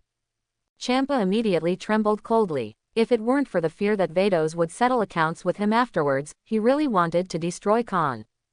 Heard the words. Khan also has 10,000 mud horses galloping in his heart. Your grandpa and I don't seem to have provoked you, have we? Suddenly shouted at me to kill. I'm sorry, I didn't know you were so narrow-minded. Compared with Beerus, you, gods of destruction, are really a dog. Now that Champa has said so, Khan naturally doesn't have to give him face anymore. Respect is mutual. With Champa's attitude, Khan even wanted to kill him if he could. Today Khan can be regarded as seeing the dominance of gods of destruction. Isn't that just being gods of destruction? If you can, do you really think that being a gods of destruction can bully others at will? If it were someone else, maybe I would admit it. But Khan is not this character. Even if he died standing up, he was unwilling to live on his knees. Princes, generals, and relatives are kind. What's more, Khan is not a soft persimmon, you can pinch it if you want. I am real, angry. Boom. A monstrous purple energy flame containing destructive aura erupted from Champa's body. While the purple energy flame was burning blazingly, the surrounding space was in an extremely distorted state. If Khan deliberately asked why the angel who served him was not Vados, it just made Champa angry. So Khan says he's not as good as Beerus, and Champa has a cerebral hemorrhage. Although he and Beerus are brothers, Champa never does not think that he is inferior to Beerus, he even thinks that Beerus is far inferior to himself. So, Khan completely angered the already angry Champa by comparing him to Beerus. Hush. As Champa's gods of destruction breath began to be released, the sky and the earth dimmed instantly, and terrifying hurricanes were formed instantly. The hurricane swept across the world, flattening everything in its path. It's really a cerebral hemorrhage. Since you want to fight, then come, who is afraid of whom? Khan didn't know why Champa had a cerebral hemorrhage all of a sudden, but since he was going to fight, he wasn't afraid. But facing gods of destruction Champa, Khan did not underestimate the enemy. Snapped, snapped. Khan clenched his fists, and an overwhelming violent aura erupted from Khan's body like a volcanic eruption. Boom. With the improvement of Khan's aura, a dark green energy beam shot up from the ground and enveloped Khan. The appearance of Khan in the middle of the dark green energy beam began to change. Her hair, which was originally black, had a tinge of golden light. The black pupils, as dark as the night sky, also transformed into emerald green at a speed visible to the naked eye. Blonde hair and blue eyes, Super Saiyan. It's just that Khan is not an ordinary Super One, but a Super One with super blood. Afterwards, the dark green energy beam that penetrated the sky and the earth began to shrink back into Khan's body, and the color of the space also began to switch continuously at this moment. Purple, red, gray, green. Finally, when the color of the space returned to normal, all the dark green energy beams that penetrated the sky and the earth had flowed into Khan's body. Khan's aura also reached its peak at this moment. Vados, the human husband, is quite capable. The power that Khan displayed at the moment was far greater than the power displayed when he fought Broly on Wampa. With a mortal body, he can obtain powerful power close to that of a god. It really made Alice look sideways. Transformed into Chao Yi who passed on the super blood, Khan's height and body shape also became larger. The muscles in the arms and chest are stronger. You can use whatever power you want. Facing Khan in the Super One form of Xuanchao bloodline, Champa has no fear at all. Because in his eyes, no matter how powerful Khan is, he is only a human being, and cannot be compared with gods of destruction. Stop talking nonsense, come on. Khan could clearly feel the belligerent inside him jumping for joy, longing for a fight with Champa. Khan's fighting spirit are rising infinitely. This is the first time he has fought against gods of destruction after traveling to the world of Dragon Ball. Even if Champa is the tail of the crane among the 12 universe gods of destruction, it is gods of destruction after all. If you despise Champa because of this, you may capsize in the gutter. The lion fights the rabbit with all his strength, not to mention his opponent is gods of destruction. Champa was too lazy to talk nonsense, he raised his paw, destroy. An invisible shock wave blasted out, and when it hit Khan's body, it would produce a powerful explosion. Khan raised his right hand slightly, destroy. Boom. Two invisible shock waves exploded halfway between Khan and Champa. Nani. The corners of Champa's eyes froze suddenly. Why is Khan's move so similar to his? Oh, isn't this a move of gods of destruction? Alice, who was watching the battle from the sidelines, was slightly surprised. Khan actually knows the moves of gods of destruction. Could it be that the 7th universe gods of destruction Beerus taught him? When Champa was in a daze, Khan had already stepped forward. Overreach. Champa quickly came back to his senses, and then raised his hand for another destruction. Boom. At the moment of the explosion, Khan crossed his arms in front of his chest, resisting Champa's blow with his rough skin and thick flesh. Then, under Champa's shocked gaze, the corner of Khan's mouth twitched, and then spit out 2 words. Explode. During Setsuna, the dark green light on Khan's body flourished. After a second, accompanied by a loud explosion that resounded through the sky, a violent and powerful energy explosion exploded centered on Khan. The violent energy explosion formed a dark green energy storm, which swallowed Champa in an instant. Woo! The energy storm spread at an extremely fast speed, sweeping across the land of thousands of miles in just a few seconds. Even from the universe space, this energy storm can be clearly seen, like a huge mushroom growing on the surface of the planet, which is frightening. A long time. The energy storm has just gradually dissipated, and the Earth is already devastated. There was still a violent wave in the air. This is too desperate. Khan's desperate fighting style deeply shocked Angel Alice. How can anyone explode their energy as soon as they start a battle? This is too reckless. If it works, it's fine, but if it doesn't work, wouldn't it be like a fish on the chopping board to be slaughtered? Really foolish. But then, Alice discovered that she was wrong, and completely wrong. And look at Champa. Although Khan's energy self-explosion this time did not cause any substantial damage to him, it also made him a little disgraced and embarrassed. This is a great shame to the proud gods of destruction Champa. And what he didn't expect was that Khan would explode his energy as soon as he came up. This is something Champa didn't expect. Above Champa's head, although the energy in his body had just exploded, Khan's aura did not drop at all. He stretched out his right hand, aiming at the ground behind Champa, and grabbed it suddenly. Rumble. A boulder with a diameter of 10,000 meters suddenly rose up, and the earth trembled. How? The sudden vibration caught Champa's attention, and he suddenly turned around, only to find the 10,000-meter boulder behind him. Immediately afterwards, under Champa's shocked eyes, the huge rock with a diameter of 10,000 meters exploded. Boom! Gravel splashed all over the sky. Champa was also knocked back by the massive impact of the boulder explosion. While Champa was knocked back, Khan stepped into the void and launched an attack again. Don't get too carried away, Khan. Do you really think that Champa is a soft persimmon? Although Khan suffered 2 attacks on his face, Champa, who is gods of destruction, is not a vegetarian. He quickly adjusted and punched Khan, who was rushing forward. Click, click. As soon as Champa's fist surrounded by purple energy flames blasted out, the space burst into cracks like spider webs. If the punch was received head-on, no matter how rough and thick Xuanchao's blood was, Khan would definitely be injured. Champa hits Khan exactly. If Khan dared to take his punch, he would have to pay a heavy price for Khan.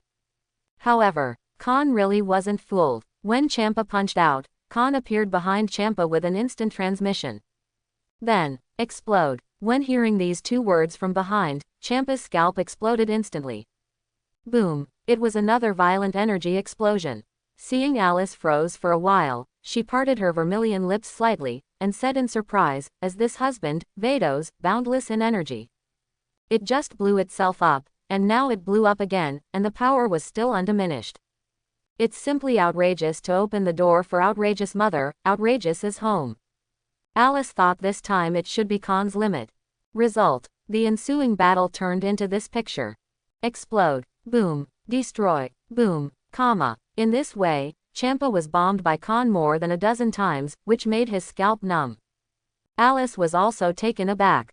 Although the energy explosion produced by Khan's self-explosion did not pose much threat to him, Champa was aggrieved by being bombed like this all the time. Moreover, after more than a dozen rounds of bombing, Champa did suffer a small injury. Although it was harmless, only he knew the aggrievedness in Champa's heart. He is a god of destruction, but he was played by humans, and he was even injured. The point is that Champa has nothing to do with Khan. Because of his lack of exercise all year round, coupled with his uncontrolled diet, his body has become severely fattened, and his strength has been greatly reduced. In terms of strength, Champa is definitely stronger than Khan. But in terms of speed and physical strength, Champa was crushed by Khan. It's not that Champa has completely taken Khan's methods.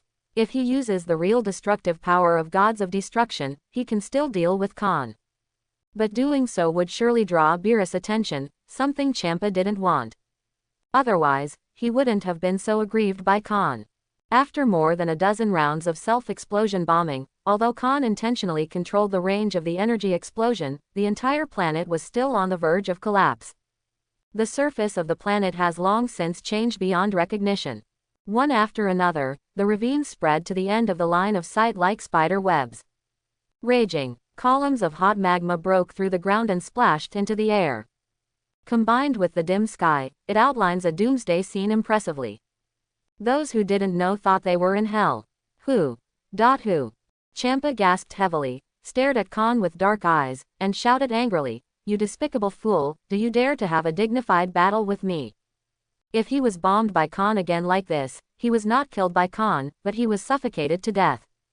Obviously stronger than the opponent, but there is nothing to do with the opponent. This kind of aggrieved is undoubtedly the most annoying. Sure, Khan's mouth curled up in excitement. It's just that Khan didn't find it very enjoyable to bombard with energy like this, and he was looking forward to a fist-to-body fight with Champa. Hearing this, the corner of Champa's mouth twitched. Look at my uncle beating you into a pig's head.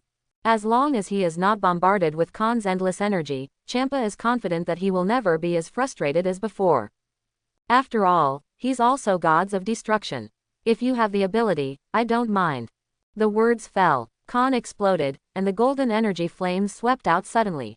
Call out. Khan was extremely fast, heading straight for Champa with a burst of sonic booms. Hey, good time. Champa is unafraid. If confronted head-on with theory, he is not afraid of Khan at all. Raging, the purple energy flame lingering on Champa's body rose against the wind, and a terrifying sense of oppression swept the world. Champa was about to use his domineering destructive power to face Khan when he froze. Even Alice's pretty face showed a look of shock. I saw that during Khan's charge, the golden energy flames that had lingered on him faded away, replaced by purple energy flames. In the purple energy flames, there are also streaks of purple violent thunder arcs. With the change of the energy aura, Khan's appearance also changed drastically. The originally blonde hair turned purple, and Juni's face became a bit fiercer. No, impossible. Sensing the familiar aura from Khan, Champa finally showed a look of horror on his face. Because the Khan in this form is exactly the self-consciousness. It turned out to be self-consciousness. I said it. Alice's beautiful eyes narrowed slightly. She said why Khan has been using Gods of Destruction moves just now. It turned out that it was because Khan had learned self-intention. In this way, it can also explain why Khan, who is a human being, has been destroying just now. Self-intention is such a divine skill. As long as you have no distractions and put all your mind on destruction, you can gain unlimited power. How could Khan, who is just a human being, be self-indulgent? Did Vados teach him, or was it Lord Gods of Destruction Beerus of the 7th universe? Alice guessed in her heart. If it was taught by Vados, there is nothing wrong with it. But if it was taught by Beerus, then Khan has a high probability of being a candidate for Gods of Destruction in the 7th universe. At the same time, Champa has also recovered from the shock. HMPH, so what if it's self-will? I'm not afraid of you. Champa's face turned pale, and then he punched out suddenly. Isn't it just selfishness? I can do it too. Self-willed to self-willed, the advantage lies in me. As Champa blasted out, Khan's fist followed. Boom. Click, click. When the two fists with terrifying power met Setsuna, the terrifying aftermath swept out, and the devastated land below collapsed inch by inch again. The tumbling magma broke through the surface and flowed above the ground, and a sea of magma had already formed below. The scorching breath turned the dim sky into fiery red. After a second, with a click sound, a spatial crack appeared in the space of the sky where Khan and Champa were located, and the spatial crack spread rapidly, covering the entire sky. Immediately afterwards, bang! The space full of cracks is like a broken mirror, shattering with a bang. The broken space was pitch black, shocking. I don't know where it leads. In the self-repairing room of the broken space, Khan and Champa punched out again. This time, the fists of both sides were staggered. And neither side has any intention of evading. Puff, puff, Khan's and Champa's right fists hit each other hard in the face. The terrifying force distorted the left faces of both sides. The power from Champa's fist was terrifying, but Khan still managed it by relying on his bloodline and resistance to beating, coupled with his own extreme will. It's incredible, to take the attack of Master Champa. Alice parted her cherry-red lips in surprise. Being able to receive Gods of Destruction Champa's attack head-on, it means that Khan's self-intention has also been accomplished. I am Gods of Destruction. Seeing that the punch failed to knock down Khan, Champa's eyes were angry, and then he punched him head-on. As the Gods of Destruction amazing.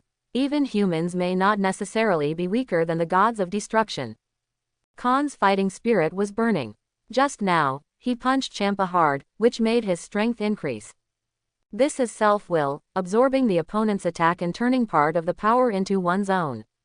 Theoretically speaking, as long as one can withstand the opponent's attacks without being knocked down, and the higher the fighting spirit is, then there is no upper limit to strength. Immediately afterwards, Khan's right fist was clenched again, and the fist with terrifying power cut through the void and hit Champa's face. Puff, puff. As Khan's fist hit Champa's face, Champa's fist came down. This time, both Khan and Champa were hit by the opponent's punch and their heads were slightly tilted back. Happy, come again. Khan shook his head and quickly came back to his senses. He could clearly feel that Saiyan's blood in his body was burning and boiling. The infinitely high fighting spirit has made Khan's strength constantly rising. Next second, Khan and Champa bullied again and engaged in a fierce hand-to-hand combat. During the fierce battle between Khan and Champa, Magnum Capsule Company, sitting on the sofa with Bulma, watching the TV news, Vados's beautiful eyes suddenly froze, and a gleam of coldness flashed past. The temperature in the entire living room dropped suddenly, as if it was covered with a thick layer of eternal ice, which made people shudder. Lord Champa, if Khan makes any mistakes, you don't have to be gods of destruction. Even on Earth, Vados can still perceive the energy fluctuations produced by the battle between Khan and Champa.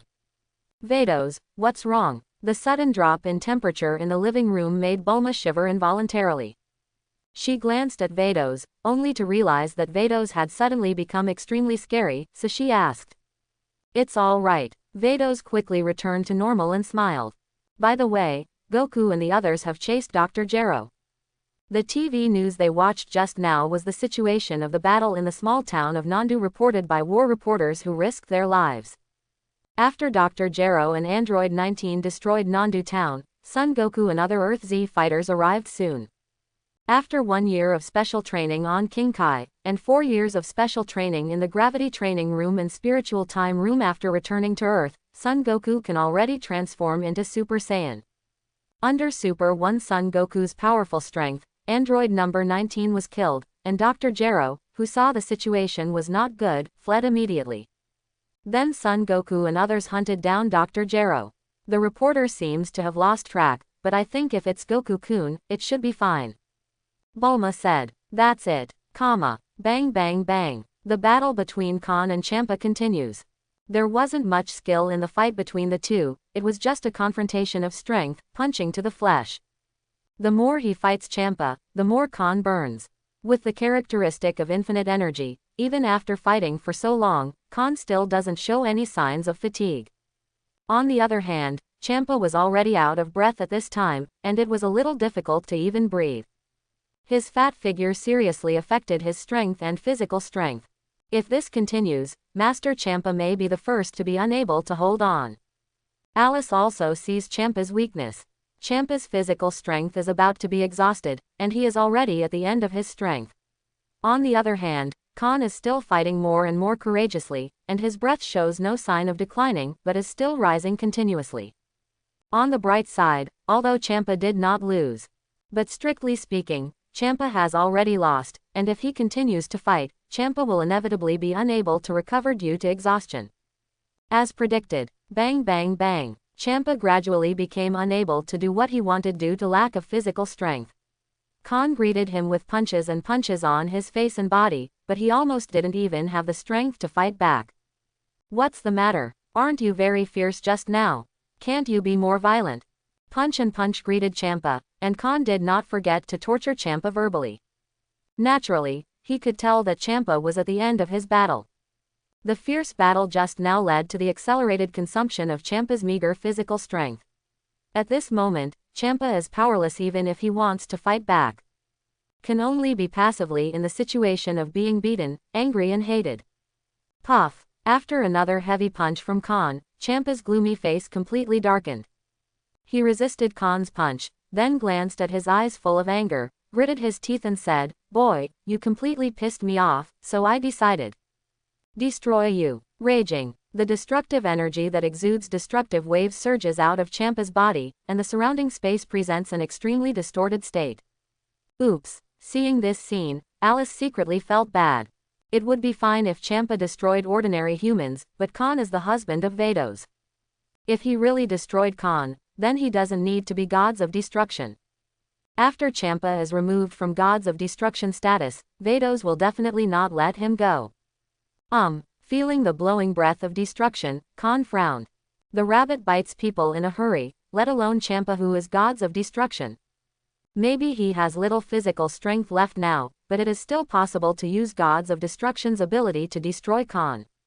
This is really old. Biden clenched his fist, the big one is coming.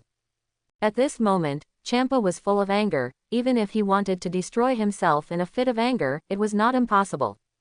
Facing gods of destruction's causality skill, destroy, Khan still has nothing to do.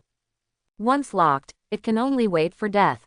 In this case, we can only take the initiative to attack. A flash of cold light flashed, and Khan mobilized all the energy in his body, ready to go. If Champa wanted to destroy him, he would strike like a thunderbolt, interrupting Champa's spellcasting. Sitting still is not Khan's style. Magnum Capsule Company. Vados got up suddenly, and said, "Bulma, I remember something at home, so excuse me." Finished. Vados quickly walked out of the living room without waiting for Bulma to respond. What's going on? I always feel that something is wrong. Bulma's small head is full of great doubts, and today's Vados is a bit abnormal no matter how she looks at it. After leaving the living room, Vados' pretty face suddenly turned cold.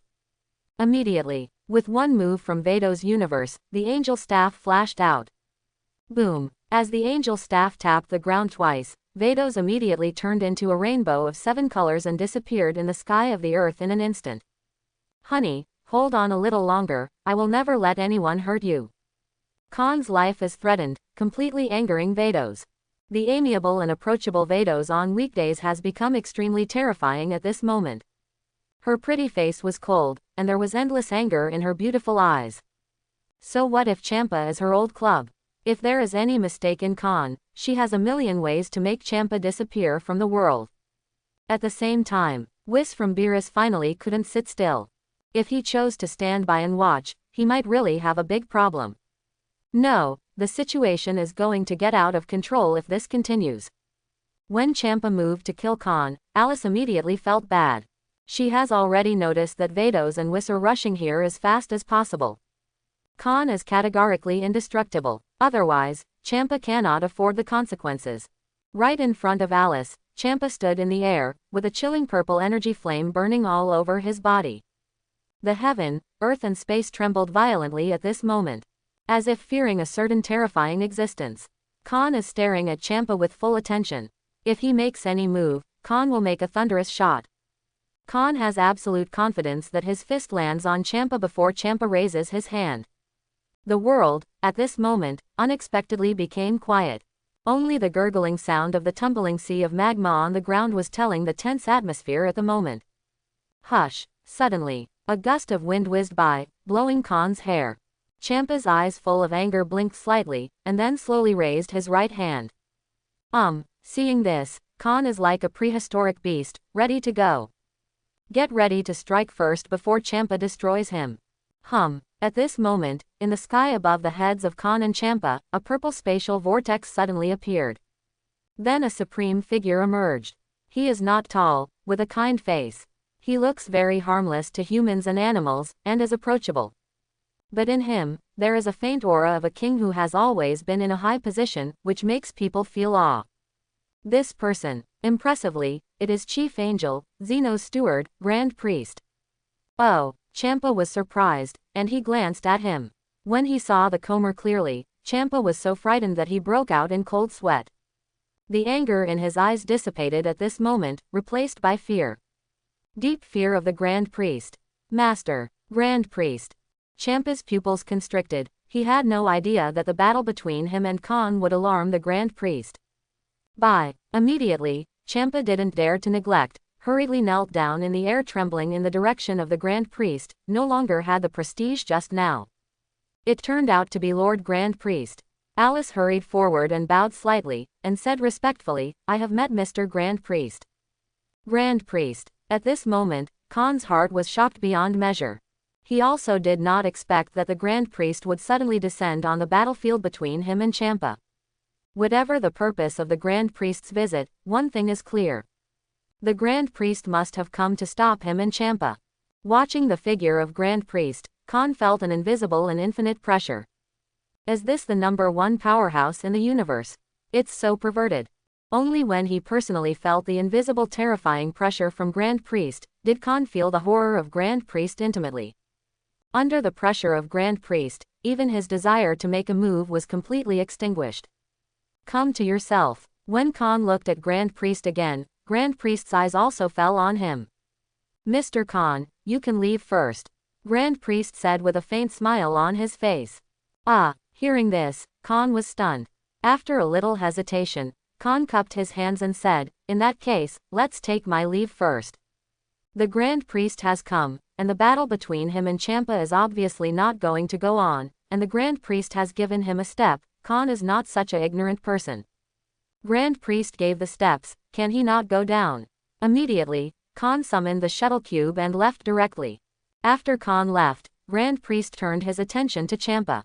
The originally benign and kind-hearted Grand Priest's eyes suddenly became terrifying. Champa, if you feel tired of gods of destruction, I can replace you. Master. Grand Priest. Little God knows I was wrong. Please, please forgive me. Hearing this, Champa was so frightened that his scalp went numb on the spot, his soul trembled, and he couldn't speak fluently. Now Champa knows that the Grand Priest is for Khan. Champa couldn't imagine that if he really destroyed Khan just now, his fate would definitely not be better than Khan's. Thinking about it now, Champa still has lingering fears and breaks out in cold sweat.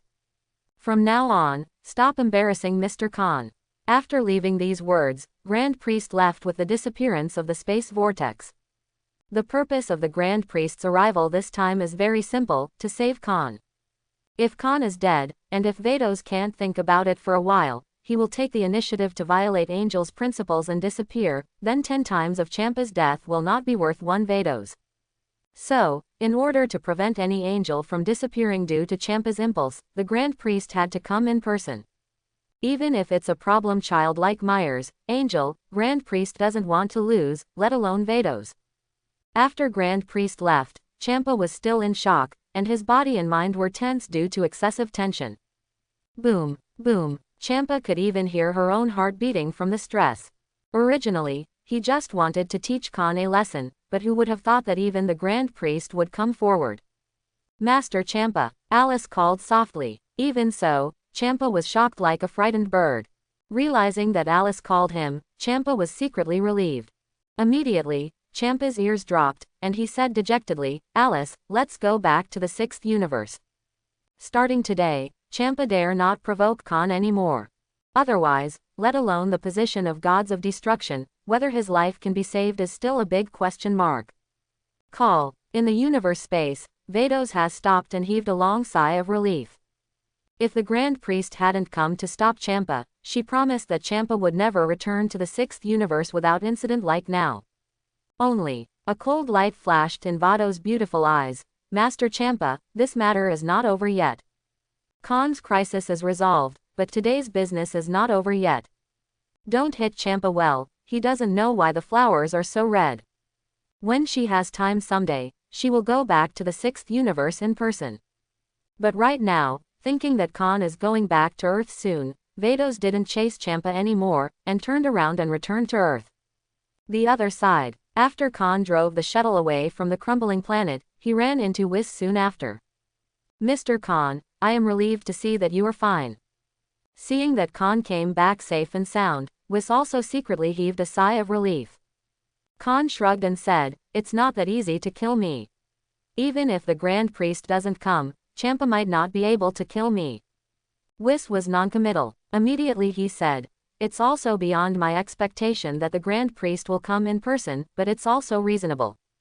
Khan frowned and asked, it makes sense. How should I say it? Nothing. Whis smiled, and quickly changed the subject. Let's go back to Star Beerus first. On the way back to Beerus, Khan kept thinking about what was said just now. And why the Grand Priest suddenly descended today. It stands to reason that even if his battle with Champa would lead to the destruction of the 7th universe, the Grand Priest should not interfere. And judging from the situation where Grand Priest came today, Grand Priest is more like coming to rescue him. Combined with what was said just now that the Grand Priest will come within reason, and the fact that the 6th universe angel is not the Vados he knows. Could it be? Suddenly, Khan had an answer in his mind. However, he wasn't quite sure yet. No, I can't jump to conclusions yet, maybe I need to find a time to verify it. The answer was so illogical that even Khan couldn't believe it. But everything is everything, no doubt pointing to the answer in his heart, no matter how impossible, no matter how unbelievable, it may be true.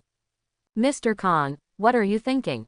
At this time, Whis' voice came, pulling Khan's thoughts back. Khan smiled and shook his head, nothing. Really? Whis asked suspiciously. But I noticed that your expression was a little strange just now, it seems that you have thought of something that makes you unbelievable. Grass. Do you want to be so scary? Khan even wondered if Whis could read minds, he knew what was going on in his mind. But Khan is not a vegetarian either, he didn't answer Whis' question, but asked sharply, but I also think you have something to hide from me. Oh he, Mr. Khan is right. Thank you for your praise, you are quite accurate. Immediately, Khan and Whis looked at each other and smiled, and the two of them fell silent in a tacit understanding, and did not discuss the topic just now. Back on Beerus, Whis took the shuttle back to the space of Angel's staff. Mr. Khan, are you going back to Earth now? Let me take you there. Well, come back. He hasn't seen his wife for 5 years, and now Khan wants to return to Earth to reunite with his wife. And what he promised Bulma back then has not yet been fulfilled. We can't delay any longer, we have to hurry back to Earth. Then, Whis took Khan, turned into a colorful long rainbow, left the God Realm at an incomparable speed, and went straight to the Earth in the Milky Way. On the Earth, Dr. Gero was hunted down by Son Goku and others all the way and fled back to the research room, releasing androids number 17 and No. 18. However, after the release of androids 17 and 18, Dr. Gero was killed by android 17 backhanded. Subsequently, the 17th and 18th released the 16th again. Of course, even if they killed Dr. Gero, they didn't forget to kill Son Goku. The purpose of Dr. Gero's research on artificial man is to kill Son Goku. Then, the person we want to kill is here, it seems that it saves the effort to find him. Number 17 folded his hands in front of his chest, seemingly kind, but his extremely fierce eyes fell directly on Son Goku. Who will come first? Number 18 said enthusiastically. She had already analyzed Son Goku's strength just now, and the three of them would not have to go together to kill Son Goku. She and any one of number 16 and number 17 were enough to defeat Son Goku. Number 16, why don't you go first? Number 17 looked at the tall number 16 and suggested. Number 16, who was naturally silent, didn't speak, but just took a step forward, showing his attitude. Goku, what shall we do? Seeing this, the bald Krillin looked at Son Goku in panic. Khan is gone, now Son Goku is their backbone. They also had a preliminary confrontation with number 17 and number 18 just now. Regardless of the strength shown by number 17 and number 18, they are far from what they can defeat. Son Goku waved his hand and said in a deep voice, "Stay away, their target is me." Son Goku could see it too. The 16th, 17th and 18th in front of me are far from being comparable to the Dr. Gero and the 19th robot just now. If Piccolo, Son Gohan, and Tien Shinhan also join the battle, not only will it not have any effect, but it will be a disservice to them. If the opponents attack one by one, he can also try to defeat them one by one. Dad, I'll help you. At this time, Son Gohan took the initiative to stand up. In the past few years, he has practiced with Son Goku and his strength has improved a lot. He thinks he should be able to help his father. Gohan, Son Goku said in an undeniable tone, the strength of each of them is not vegetarian, you can't help me, be obedient. Piccolo, please, help me watch Gohan. Piccolo nodded solemnly, then grabbed Son Gohan by the collar and lifted him up. Number 16, watch your performance, let me and number 18 see your strength. On the 17th, he found a rock and sat down, talking leisurely. Number 16 still didn't speak, but just used flying technique to rise into the air and confront Son Goku in the air. Son Goku was not afraid at all, the blood of Saiyan in his body was boiling, and he said excitedly, "It's just right, let me use you to practice the results of my cultivation in the past few years." Number 16 blinked, and immediately assumed a fighting stance. Call out, just when the battle between Son Goku and number 16 was about to start. A universe spaceship with a long tail flame descended from the sky like a shooting star. In the blink of an eye, it fell rapidly from the sky and hit the ground between Son Goku and No. 16. Laugh. The universe spacecraft smashed a big hole on the ground, and white smoke kept rising. Both Son Goku and 17 were attracted by the sudden arrival of the universe spaceship. Number 17 opened his mouth slightly in surprise. Oh, where did this universe ship come from? Number 18 blinked her beautiful eyes, but did not speak. This is. Looking at the universe spaceship, Son Goku and his team recognized it. Isn't this exactly the same as the universe spaceship when Vegeta and the three came to Earth a few years ago? Could it be Vegeta? Kling stomped back a few steps, shuddering at the thought of Vegeta's evil face. The reason why Vegeta was so polite on Namek was because Khan was intimidating him. Without Khan's deterrence, Kling didn't think Vegeta would be so easygoing. Therefore, in Keelan's impression, Vegeta is still that heinous and cruel prince. Vegeta. Upon hearing the name Vegeta, the faces of Piccolo and the others became serious instantly. The three cyborgs in front of them already feel extremely troublesome, if another Vegeta. Not even Son Goku can resist it. Unless Khan returns, they can't think of any way to defeat the android and Vegeta. But Khan hasn't been on Earth since the Namek party, and even Son Goku doesn't know when Khan will come back. Bang! Under the gaze of everyone, the hatch of the universe spacecraft opened slowly. A familiar figure stepped out slowly. Kreen was right. It was Vegeta. Vegeta, who stepped out of the universe spaceship, looked around, but found no sign of Khan. Instead, Khan's younger brother Son Goku was discovered. Vegeta automatically ignored Piccolo's war scum who watched him with extremely vigilant eyes. In the world of Dragon Ball, the strong are respected. Among the Son Goku group, only Son Goku's strength deserves his attention. As for number 17 and others, I don't know, I'm not interested. Vegeta came to Earth this time to challenge Khan and defeat him. While avenging shame, prove who is the strongest Saiyan. Immediately, Vegeta glanced, and suddenly looked in the direction of the Earth Z fighters, scaring Klin, Piccolo and others' bodies and minds tense up instantly. They didn't dare to imagine that if Vegeta joined hands with the artificial man, their group would be wiped out, or at least they would be dead. Without Khan, they would never have been able to resist Vegeta plus 3 androids. But, as it turned out, Piccolo's worries were unfounded. Because Vegeta wasn't even looking at them. Kakarot, long time no see. Vegeta smiled evilly and said, "Where is that Khan?" "Brother Khan." Son Goku frowned and said, "Brother Khan is not on Earth, you came at the wrong time." Nani. Hearing this, Vegeta was startled, and then sneered, "Not on the Earth. Then where is he? I'm here today to avenge my shame. He won't want to be a turtle." "You're overthinking, Vegeta," Son Goku argued. "Brother Khan stopped on Earth a few years ago, I just know he's still alive, I don't know where he is." "Khan is a shrinking turtle. How is this possible?" Son Goku grew up with Khan, and he knows Khan all too well. Whoever shrinks his head can't be Khan. That's it. Suddenly, Vegeta's eyes widened, "Since the Khan is not here, then you, the younger brother, will first pay him back for the shame he gave me." Vegeta back then. Talking. Vegeta is about to attack Son Goku. At this time, number 17 suddenly said, "That one named Vegeta, Son Goku is our prey, you have to pay attention to the first come first, don't you? First come, first served." Ha ha ha ha. Vegeta glanced at number 17, as if hearing the funniest international joke of the year, he immediately laughed. "Tell him Vegeta first come, first served."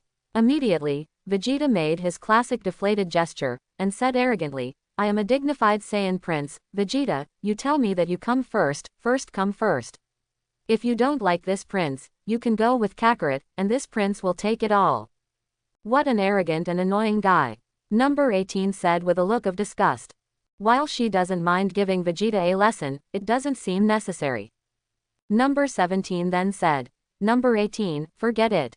This Vegeta is very powerful. Wouldn't it be wonderful to let them eat dogs first, and then we reap the benefits? The Vegeta in front of me is not the waste Vegeta who just transformed into Super Saiyan in the original book. The current Vegeta's strength has reached the full power of Super 1, and it is simply not something that number 17 and number 18 can deal with. It is obviously not a wise move to forcibly make an enemy of Vegeta in order to kill Son Goku. Anyway, their goal is to kill Son Goku, it doesn't matter who kills them, as long as Son Goku is dead, then their mission will be completed." Then, number 17 called number 16 back. "HMPH, trash." Vegeta scoffed at no 17's confession. He. On the other hand, number 17 smiled meaningfully, and didn't use any more pointless verbal advantage with Vegeta. Vegeta ignored number 17 and the others, then turned his head and said to Son Goku, "Kakarot, you should be able to transform into Super Saiyan now, right?" Immediately, Vegeta clenched his fist and said confidently, "However, you are vulnerable in front of my Vegeta's Super Saiyan." What? Vegeta can also become a Super Saiyan? As soon as Vegeta said this, Keelan and the others were shocked again. They didn't expect that after 5 years, Vegeta could also transform into Super Saiyan. And they were still looking forward to the fight between Vegeta and number 17, but the result disappointed them greatly. Now, they still have to face the threat from Vegeta and the 3 artificial humans on the 17th. This guy is even more angry than Sun. I don't think he is bluffing, maybe he can become a Super Saiyan like Sun. Sensing the tyrannical aura on Vegeta, Piccolo said in a deep voice. After his resurrection that year, Piccolo assimilated with the old gods of the Temple of Heaven. Immediately, Piccolo seemed to be drawn by his eyes, and he returned to planet Namek, where he assimilated with Nelu, the strongest fighter on Namek, and his strength greatly increased. And in the past few years, Piccolo's training has never fallen behind. Therefore, Piccolo's current strength is not much worse than that of Piccolo in this time period in the original book, but if Piccolo is compared with Tien Shinhan and Keelan, it is naturally invincible. But compared to Super Saiyan, it pales in comparison. I see, you can also transform into Super Saiyan, so come on. When it comes to fighting, Son Goku is definitely not an inkblot. He put on a fighting posture on the spot, eager to try. If you want to challenge Brother Khan, then go through my level first. A mere low-level fighter. Drink. Accompanied by Vegeta's deep drink, the jet-style golden energy flame burst out instantly. Vegeta's breath grew explosively at this moment. His hair also turned into a vertical golden color. Boom. At the same time that Vegeta transformed into Super One, Son Goku also transformed on the spot. 2 jets of golden energy flames have already started to clash in the dark. Vegeta's aura is on par with Goku's. Sensing the tyrannical aura of both Son Goku and Vegeta, Tien Shinhan said in shock. This guy Vegeta, his strength has improved so fast in the past few years. Goku will definitely win. ... Listening to everyone's discussion, Piccolo shook his head, and said sharply, it's hard to say now, if I'm not wrong, Vegeta probably hasn't shown his true strength yet. Son Goku's aura has reached its limit, but Vegeta's aura gave Piccolo a sense of sight with ease. This shows that Vegeta still has spare energy. On the other side of the trio of androids, they looked at Son Goku and Vegeta with great interest. For them, it doesn't matter who wins, Vegeta or Son Goku, anyway, they are reaping the benefits in the end. HMPH, is it only this level? A low-level fighter is a low-level fighter. Vegeta said contemptuously. Kakarot, let me show you my true strength, Vegeta. What? Vegeta exploded again. The golden energy aura surrounding him suddenly rose sharply, and his aura started to soar again. Rumble. Under Vegeta's tyrannical aura, the ground within 100 miles began to tremble. After just a few seconds, the trembling ground returned to calm, and Vegeta's ever-increasing aura finally stabilized. In terms of form, Vegeta's appearance hasn't changed much, but his aura is stronger than before. Okay, so strong. Keelan was horrified. It's like being pressed on the chest by an evil spirit, it's too scary. Yamcha gritted his teeth firmly, and said with fear on his face, Vegeta, that fool, really came prepared. Tien Shinhan said, Khan is not here, now we can only rely on Goku. Even if Khan isn't here, we can't just rely on Son. Piccolo said solemnly, it's our duty to protect the Earth. We can't leave all the burden of protecting the Earth to Khan and Son. We have to give them some help. Even if Son beats Vegeta, don't forget that there are artificial humans. Talking, Piccolo couldn't help but glance at number 16, 17 and 18 who were watching the play. Now there is a big question mark whether they can pass the Vegeta level, not to mention that there is a trio of androids watching over there. Today, they are probably doomed. Listening to Piccolo's words, everyone bowed their heads in shame. They really want to be able to help, but the key is that the current enemy is not something they can contend with at all. Not only will they not be able to help, but they will actually be counterproductive. At times like this, they would be doing the best they can by not holding Son Goku back. Sure enough, it's very strong, but it's just what I want. Facing Vegeta in Super One's full power state, instead of fear, Son Goku became even more excited. Humph. The corner of Vegeta's mouth raised, and then he stretched out a palm, and said proudly, 5 moves, Kakarot, it only takes 5 moves to defeat you. Then I look forward to it even more. Come on, Vegeta. Son Goku was full of fighting spirit, and he was not afraid of Vegeta, whose breath was almost crushing him. It's not Son Goku's style to retreat from a strong enemy. On the contrary, the stronger the enemy, the more excited he is. Only by fighting strong enemies can one's own strength improve faster. However, Son Goku had just finished speaking. His face suddenly changed dramatically. The expression that was full of fighting spirit just now was gradually distorted and hideous because of the extreme pain. What? Immediately, Son Goku retreated directly from the Super 1 form to normal, then covered his chest with his hands, and fell to the ground with a face of pain. His breathing became short of breath, and his forehead was wet with sweat almost instantly. Dad. Son Gohan turned pale with fright on the spot. He didn't care about that much anymore, and rushed over with a stride. Goku. Son. Piccolo and others also gathered around to check Son Goku's physical condition. Huh, what's the matter? Is this prince's domineering aura so frightening that he wants to play dead? For Son Goku's unexpected situation, Vegeta expressed that he didn't care, and even made a mockery. But everyone is not in the mood for Vegeta now, they are more worried about Son Goku's physical condition. Gohan, what happened to Goku? Why did it happen all of a sudden? Keelan said anxiously. After all, he grew up with Son Goku, and he was even a brother of the same school, so when Son Goku is in this situation, Keelan is naturally worried for Son Goku. Yes, a heart attack. Son Gohan looked depressed. Dad has a heart attack, and he has had several attacks before, and he is taking medicine to control his condition. Heart disease. Upon hearing about the heart attack, Piccolo turned green with fright. Keelan, Tien Shinhan and others were equally frightened. Heart disease, this is the terminal illness on Earth. So far, there is still no medicine on the Earth that can cure heart disease, only medicine that can suppress the pain of heart attack. Therefore, heart disease has become a terminal illness that everyone fears. Everyone did not expect that Son Goku would suffer from a terminal illness such as heart disease. Hey, it turns out that we have a heart attack. It seems that we are going to complete the instructions given by Dr. Gero more easily than expected. 17th smiled maliciously. Even if Son Goku didn't have a heart attack, from 17's point of view, it would not be difficult for them to kill Son Goku. TCH, it's really boring.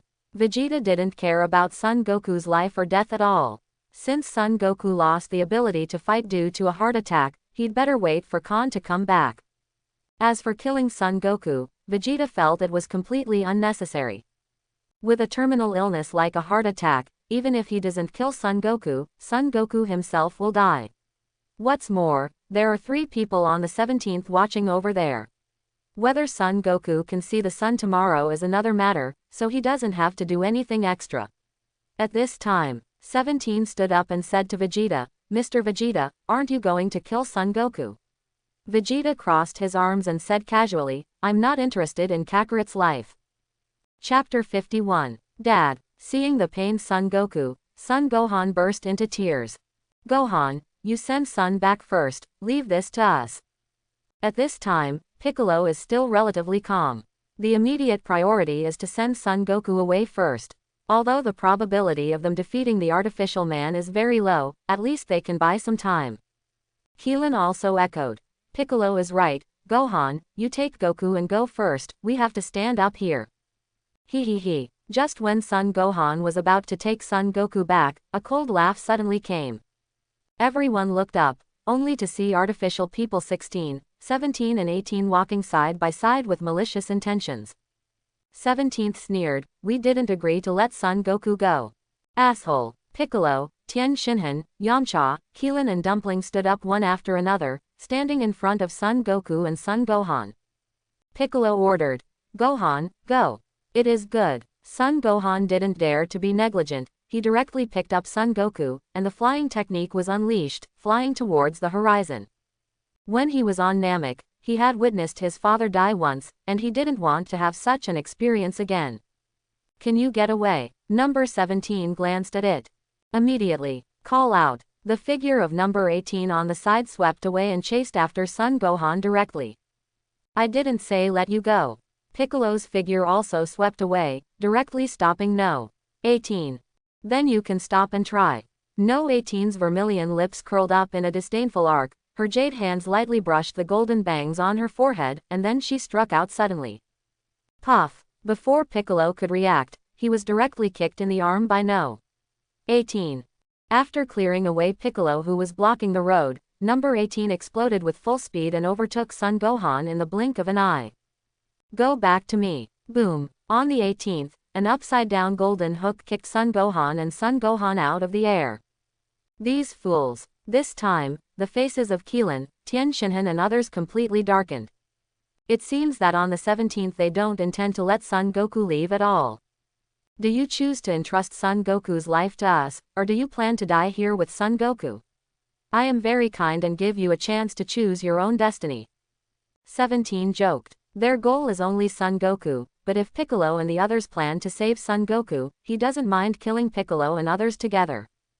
At this time, Piccolo and Son Gohan, who were shot down by number 18 just now, stood up again. They didn't respond to No 17's words, they just protected Son Goku behind him in a straight line, expressing their choice with their attitude.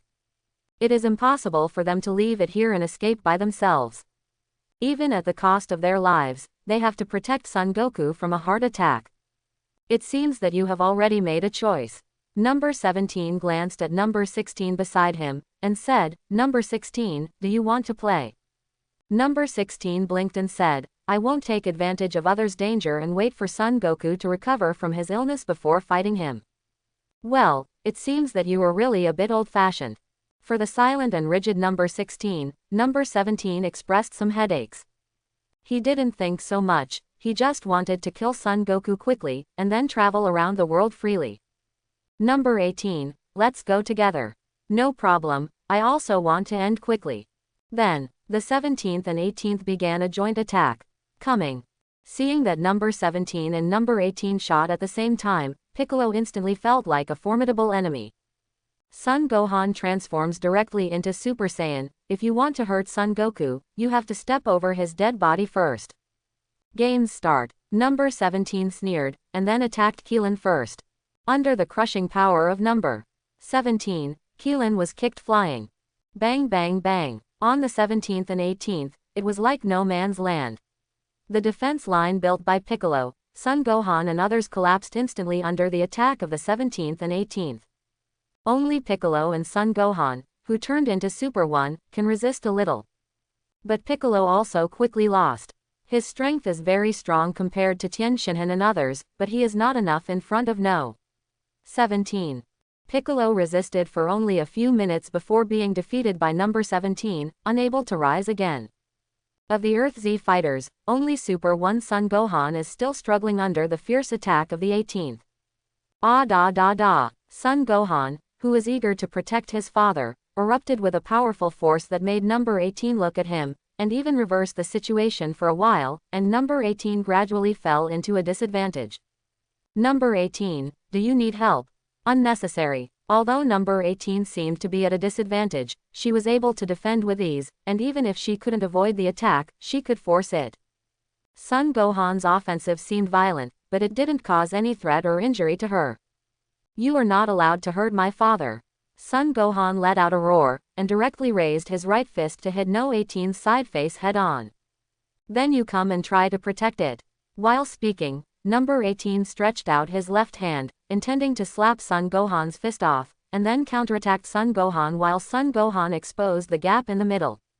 Result: Son Gohan feigned a shot, his right fist was retracted in the middle of the attack, and his left fist was thrown out suddenly.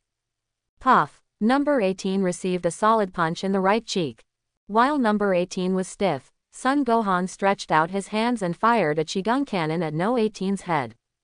Boom! The Qigong cannon instantly swallowed number 18, blasting a big hole in the ground.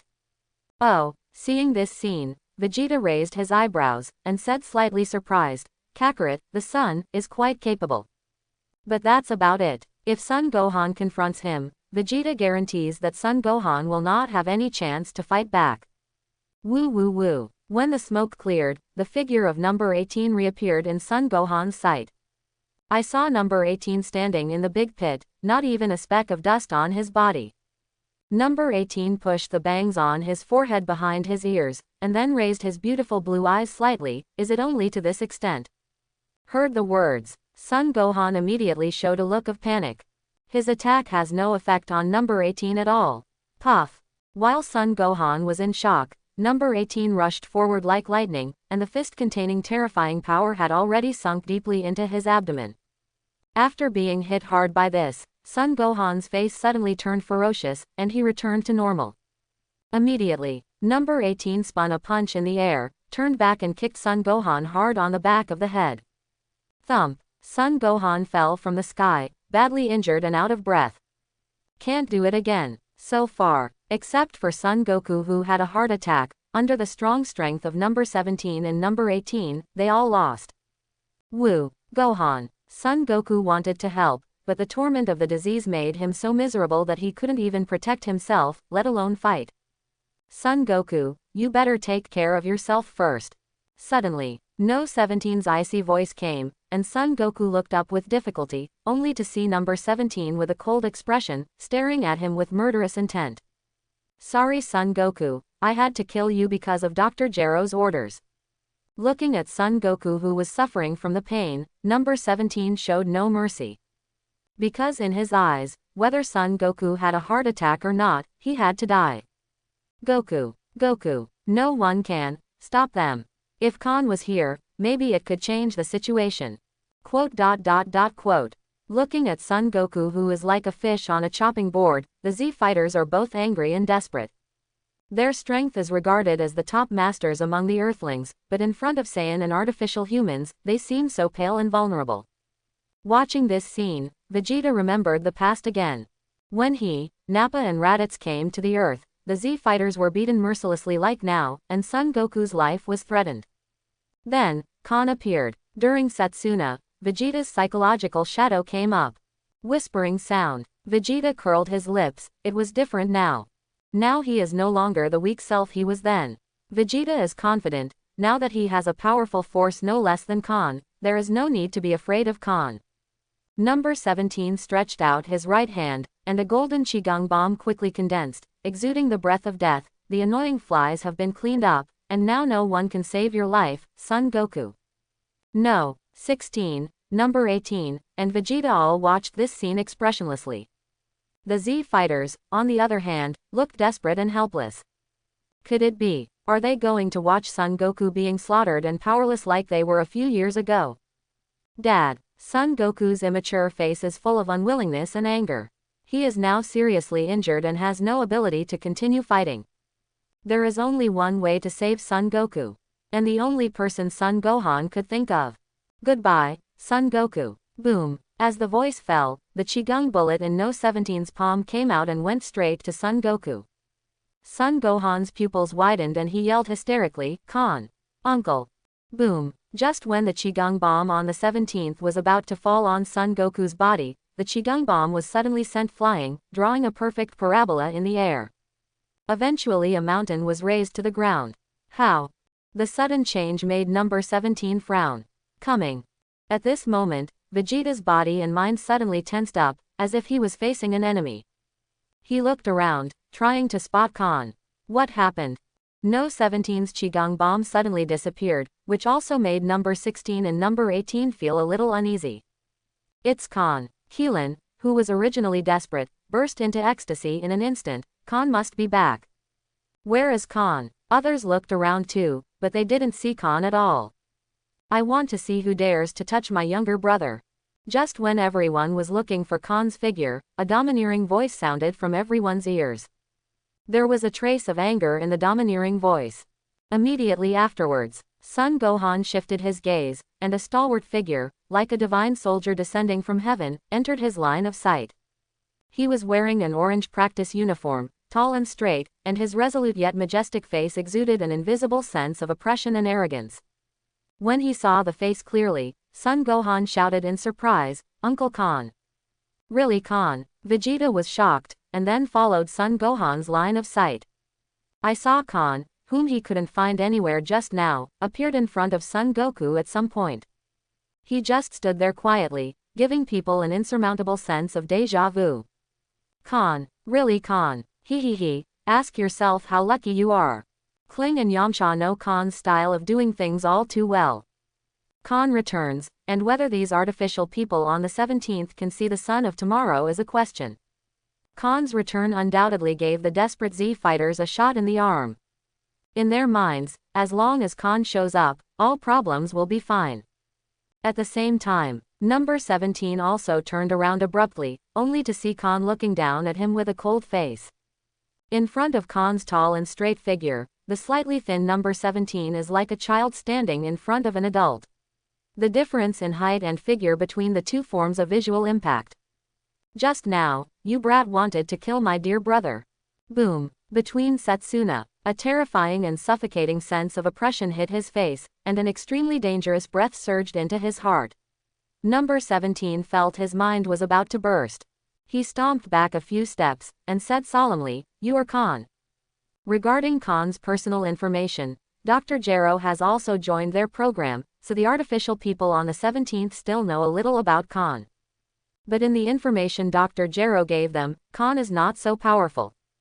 Just standing in front of Khan on the 17th, he felt infinite pressure and oppression. Number 17, come back quickly. Number 18 also sensed Khan's danger, and hurriedly shouted. The Khan in front of him is by no means something that number 17 can contend with alone. 17 wanted to retreat, but Khan's oppression was so strong that he couldn't even control his body. Don't worry, I will settle the account with my nephew just now and I will settle it with you later. Puff. At the same time that Khan's voice fell, number 17 let out a scream. Before everyone could even figure out what happened, number 17 screamed and flew upside down. After smashing a boulder, number 17 finally stopped. Number 17 was lying on the ground in a large font, with his eyes closed, and he had lost consciousness. One move, robot number 17, which even Piccolo couldn't resist just now, was defeated by Khan. Good, so strong. Android number 17 didn't even make a move. I haven't seen you for a few years, but Khan's strength is so strong that people can't see through it. Quote. Khan's random blow shocked all the Z fighters. In the past, they could still perceive how strong Khan's chi was, but now that Khan was standing in front of them, they didn't even know how strong Khan's chi was. Perhaps, in the past 5 years, Khan's strength has been several dimensions away from them. But this is undoubtedly exciting news for Z fighters. If Khan's strength is not much different from that of the artificial man, the situation will be even worse. The other side, Vegeta stared fixedly at Khan's profile, deeply shocked in his heart. This guy, when did you make the move just now? Originally, Vegeta boasted that his strength was definitely not inferior to Khan, but he couldn't even see how Khan made moves. This is too terrible. What's more, Khan didn't even transform into Super Saiyan. Khan's strength is becoming more and more obscure. It was only now that Vegeta discovered that even though he practiced uninterruptedly for 5 years, the gap between him and Khan was still expanding infinitely. Khan, what happened in the past 5 years? How did he cultivate? Vegeta gritted his teeth and stared at Khan unwillingly. Just when he thought he had caught up with Khan, Khan turned him off again. Number 17, are you okay? Number 18 helped number 17, who was unconscious, but number 17 was still like a dead person, without any response. Number 16 also came over and said, "It's okay, he just fainted temporarily, he can't die." Immediately, number 16 turned his head to look at Khan, and said fearfully, "This man is very powerful, we cannot compete with him." Asshole. Number 18 gritted his silver teeth lightly, and the meaning of number 16 was already obvious. It is obviously irrational to confront Khan head-on now. The most important thing right now is to avoid the sharp edge first, otherwise none of them would be able to leave here alive today. Number 18 didn't lose her mind either. She immediately supported number 17 and said in a deep voice, "Number 16, let's go first." Number 16 nodded slightly, and then the three of them planned to leave. "When did I say you could go?" Boom. Just when the 3 people on the 18th were about to retreat, Khan's cold voice came suddenly, and an unparalleled sense of oppression hit, and the 16th and 18th suddenly felt like a mountain was pressing on them, unable to move. As the momentum alone already so strong. Scary guy. In the information Dr. Gero gave us, it didn't say that he has such a strong strength. Number 18 stared at Khan fearfully, said in a deep voice. Dr. Gero gave you outdated information, do you still take it seriously? Khan took a step forward, seemingly tens of meters away, and suddenly appeared in front of number 18 in the next second. When Khan came to Setsuna, No 18's pretty face instantly became pale and bloodless. No, 18, I had a lot of fun beating my nephew just now. From a close look, number 18 is indeed worthy of the Dragon Ball goddess. Blonde hair and blue eyes, petite and exquisite, thin where it should be thin, and plump where it should be plump. Her whole body exudes the temperament of a royal sister. But, at this moment, Khan doesn't have the heart to think about these things. Since she wants to kill her younger brother Son Goku, and even beat Son Gohan violently, then Khan doesn't care what Dragon Ball goddess you are. Beat me first. What do you want? Number 18 gritted his silver teeth, staring at Khan with extreme fear and vigilance. His heart was already in a mess. Khan said calmly, of course I want justice for my nephew. While speaking, Khan raised his right hand high. Then, Pia, a heavy slap fell mercilessly on No 18's pretty face, which looked like a perfect work of God. Number 18 was slapped on the spot, turned over several times, and finally fell heavily on the ground. After receiving such a slap from Khan, there was a bruise and purple slap mark on No 18's pretty face, which was shocking. Asshole. After being slapped in public by Khan, number 18 was a little bit over the top. When did her lovely and charming face suffer such an insult? I'm fighting with you. No. 18 Zhao got up with a drink, and rushed directly towards Khan. Go away. Khan stared, and the terrifying aura formed an air current that swept out. What? Number 18 was hit hard on the spot, and her petite body was like a paper kite with a broken string. After drawing a beautiful parabola in the air, it landed heavily. PFF'd. Suffering this blow, No 18's chest constricted, and a mouthful of blood spurted out. Blood stained her red lips. Coupled with the slightly messy short blonde hair and pale face, one can't help feeling sorry for her. Good. As expected of Khan. Really relieved. Androids number 17 and number 18 are not Khan's opponents at all. Khan's momentum alone is enough to crush them. It's too strong, it's a monster. So, what has Khan experienced in the past 5 years? His strength has completely changed from 5 years ago. Quote. Khan unilaterally crushed number 17 and number 18, which greatly shocked the Z Warriors' heart. While shocked, they also felt extremely relieved. Thinking back to the picture of number 17 being aggressive and trying to kill Son Goku before going fast, and looking at No 17's life or death look, how cool is it? Didn't you just keep Son Goku from leaving? Now that the roles are reversed, it's your turn to be unable to leave, so let's all experience what despair is. Are you going to compete with me? After severely injuring No. 18, Khan ignored her and turned his attention to No. 16. 16 stared at Khan for a few seconds, then took a step back. This little move of taking a step back also indicated the decision of No. 16. Khan didn't say anything about it. Khan has always been a person with clear grievances and grievances. Although the mission of number 16 is also to kill Son Goku, he did not participate in the action to intercept Son Goku when Son Goku had a heart attack just now. So Khan didn't plan to argue too much with No. 16. At the same time, a pair of viper-like eyes were secretly staring at number 18, who was seriously injured by Khan. Number 16 chooses to stay away from the edge and not to confront Khan. It's a wise choice, because number 16 is very clear that Khan can beat number 17 and number 18, and it is not a big problem for him to be able to beat No. 18. Vegeta. Khan turned his head to look at Vegeta, who was not far away. I heard that you are going to challenge me. Are you calling me a coward? Although Khan was not at the scene just now, he also saw everything that happened here through the projection of Whis Angel Staff. Therefore, Khan is also very clear about Vegeta's purpose for coming to Earth this time. Khan cast his gaze, and Vegeta's scalp exploded instantly. Vegeta, who was full of confidence when he first arrived on Earth, now has the idea of retreating in his heart. Just standing in front of him like this with Khan, he could feel a terrifying sense of oppression. If he really wanted to fight Khan, his fate might not be much better than that of number 17 and No. 18. You misunderstood. Vegeta looked away. Facing Khan, Vegeta completely lost the arrogance he had when he first arrived on Earth. He argued, "I never said you were a coward." Yes, Khan grinned, but it made Vegeta's scalp tingle. "Then you said that you want to challenge me, is it always true? I haven't seen you for a few years, and it seems that your self-confidence has returned." Taking a careful look at Vegeta, Khan completely saw through Vegeta's current strength. Ultra full power. Very weak for Khan, but Vegeta is undoubtedly strong for this time period. It seems that Vegeta has not abandoned himself in the past 5 years. It seems that you already think that your strength has surpassed mine.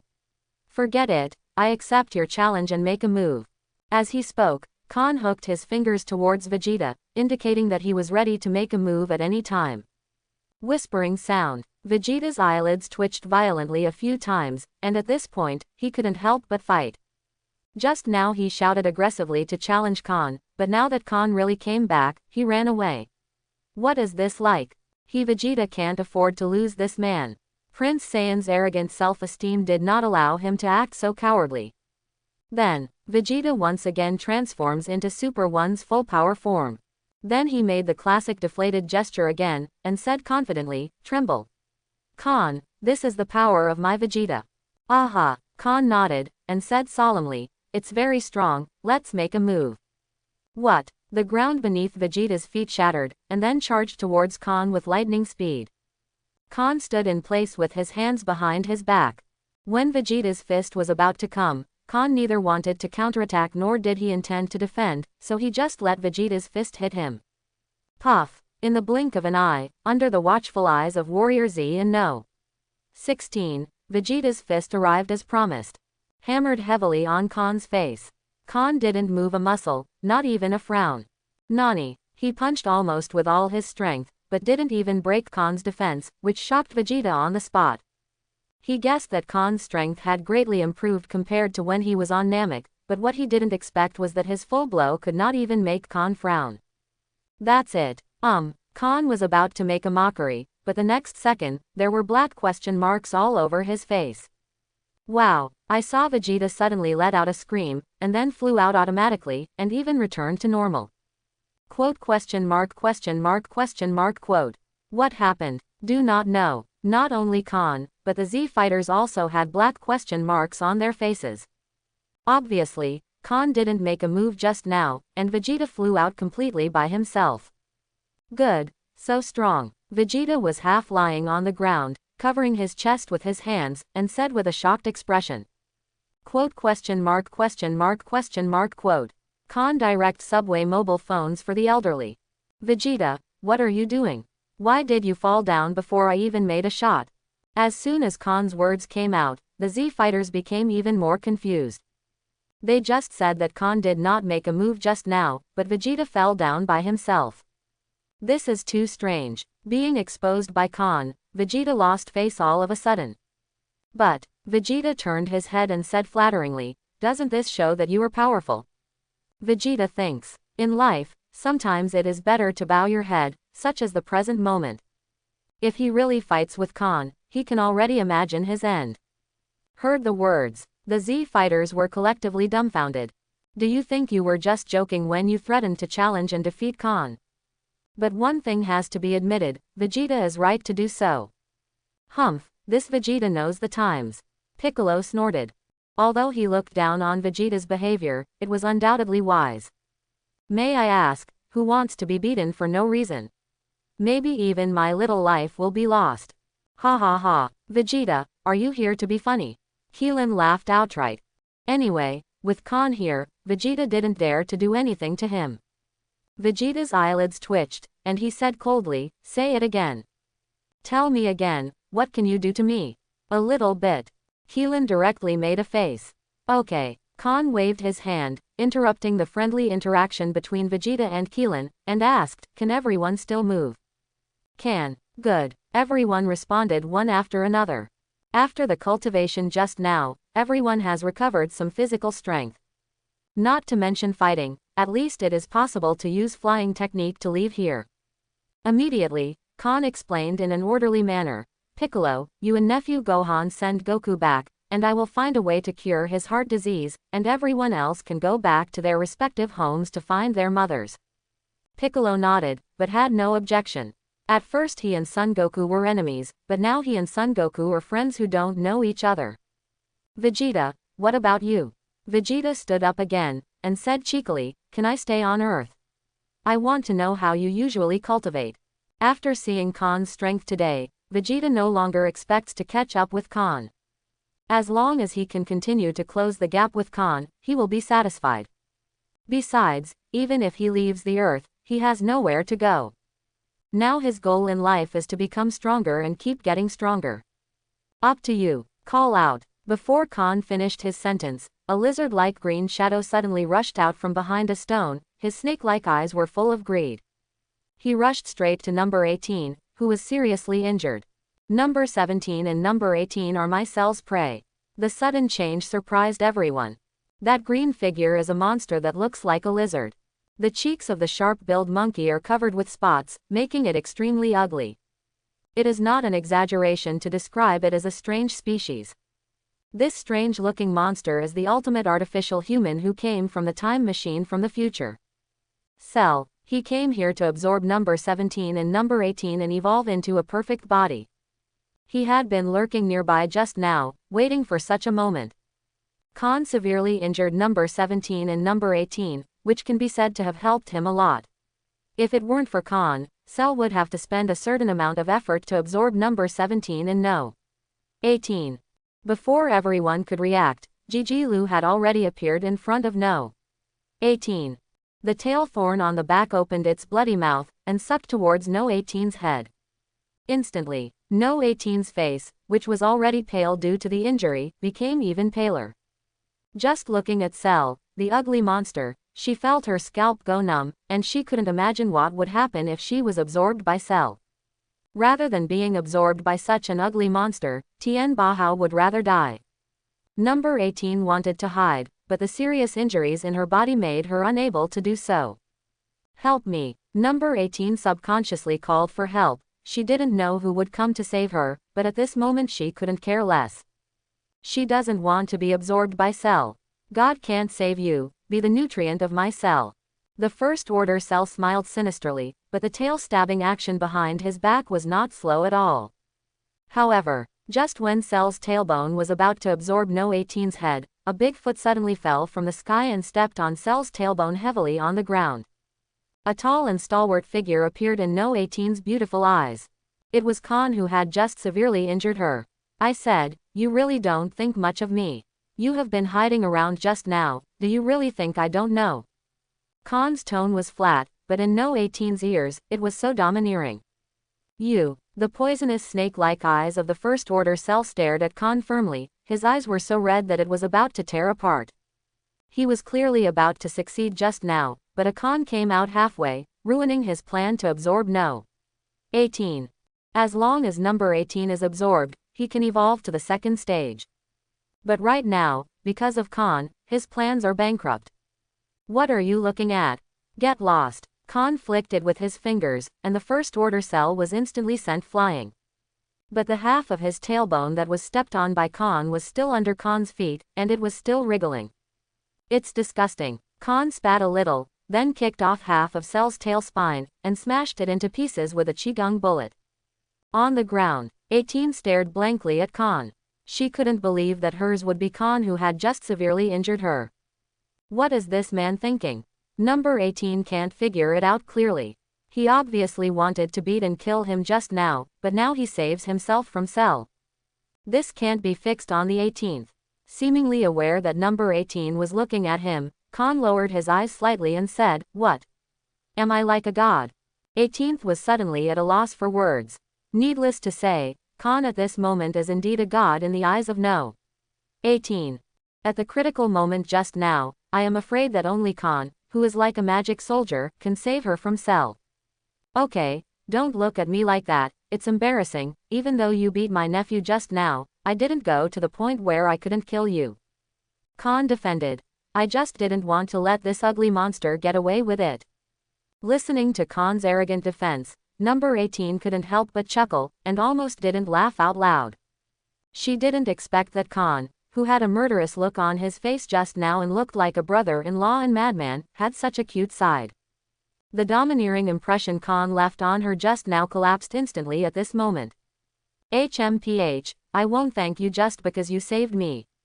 Number 18 said arrogantly. Since he wanted to save me, why did he beat me so hard just now? Number 18 couldn't figure out what was in Khan's head. Whatever, anyway, I don't expect you to thank me, I just don't want to make people a fisherman. Khan smiled and shook his head. It's not that he doesn't understand the character of number 18. The woman number 18 is not good at expressing her true feelings, and her tone of voice is not good. She has a kind of arrogant personality. So Khan doesn't have to haggle with no 18. As for why he saved no 18. Maybe it's because of interest, maybe it's because he doesn't want to see such a beautiful sister as number 18 absorbed by such an ugly monster like Cell, or maybe it's because Khan himself said that he doesn't want Cell to miss him. In short, the original intention of saving number 18 is no longer important. Now, the First Order Cell has stood up again from the ground, and the half-broken tail thorn on its back has also grown back. After being hit by Khan just now, the Japanese Cell didn't feel good either. How did you find me? The First Order Cell's eyes are cloudy. He still couldn't figure out how Khan found him. He obviously didn't even leak a single movement or breath, so how could he be discovered?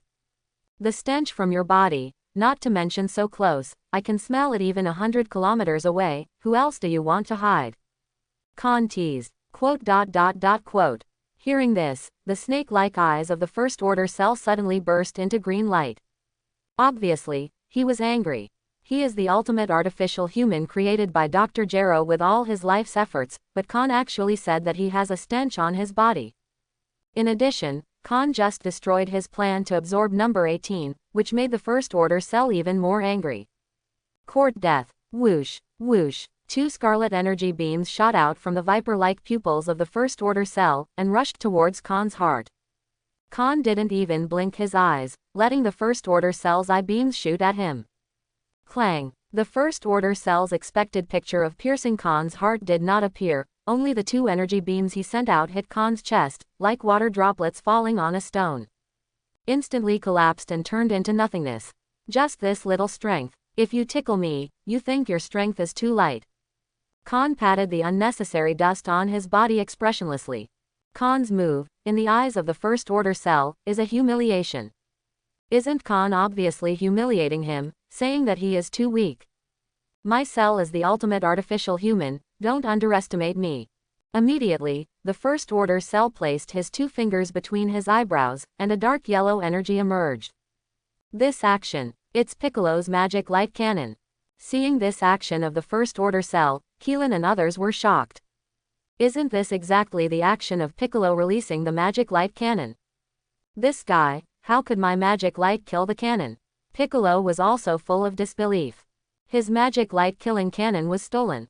Others don't know why Cell can kill the cannon with magic light, but can Khan not know? These are all cells taken from Piccolo by Dr. Gero using the ultra-small worm-shaped spy robot, so the cell will not only kill Piccolo's magic light, but also regenerate Piccolo's tissue.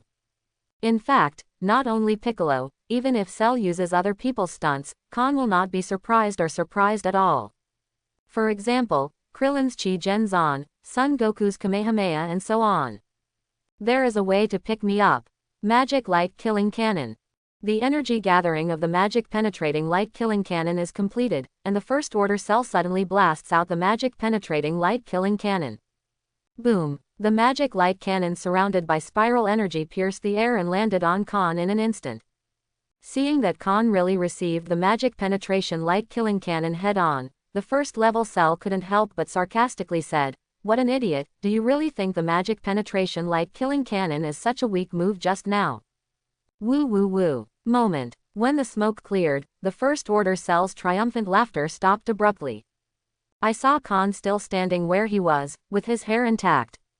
The magic penetration light cannon, regarded as one of the must-kill skills of the First Order Cell, even failed to break through Khan's defense. We failed to penetrate the enemy's armor. No. Impossible. At this moment, the First Order Cell finally let out a horrified sound. He stomped back a few steps, looking at Khan in horror as if he were looking at a monster. In the future time and space, there is no such strong monster as Khan. What the hell is going on in this space-time? HMPH, this level of attack can't even hurt me, and you still want to hurt Khan? Are you out of your mind?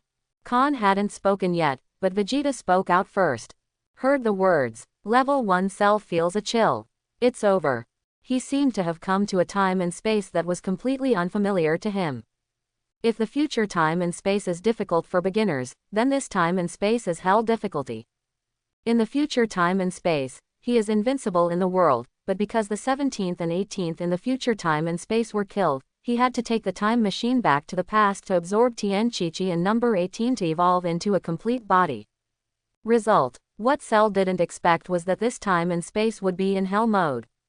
Any last words? Khan blinked his dark eyes, and a cold killing intent suddenly burst out. Even when he attacked number 17 and number 18 just now, Khan never showed such chilling killing intent. As for the first order Cell, Khan really has a murderous intention. Not why, just because Cell is a heinous fool. Although number 17 and number 18 want to kill Son Goku, they are only following Dr. Gero's orders. I believe that after today, they will no longer chase and kill Son Goku. Heard the words. The first order Cell didn't hesitate and just slipped away. Intuition told him that if he continued to stay here, the only thing waiting for him was the order of death. He doesn't want to die. He also thought about absorbing number 17 and number 18 to evolve into a perfect body. So this is your last words, so let's go. Khan stretched out one hand, aiming at the first order Cell that fled to the sky at the fastest speed. Since you are a guest from afar from the future time and space, I naturally have to treat you well. Space.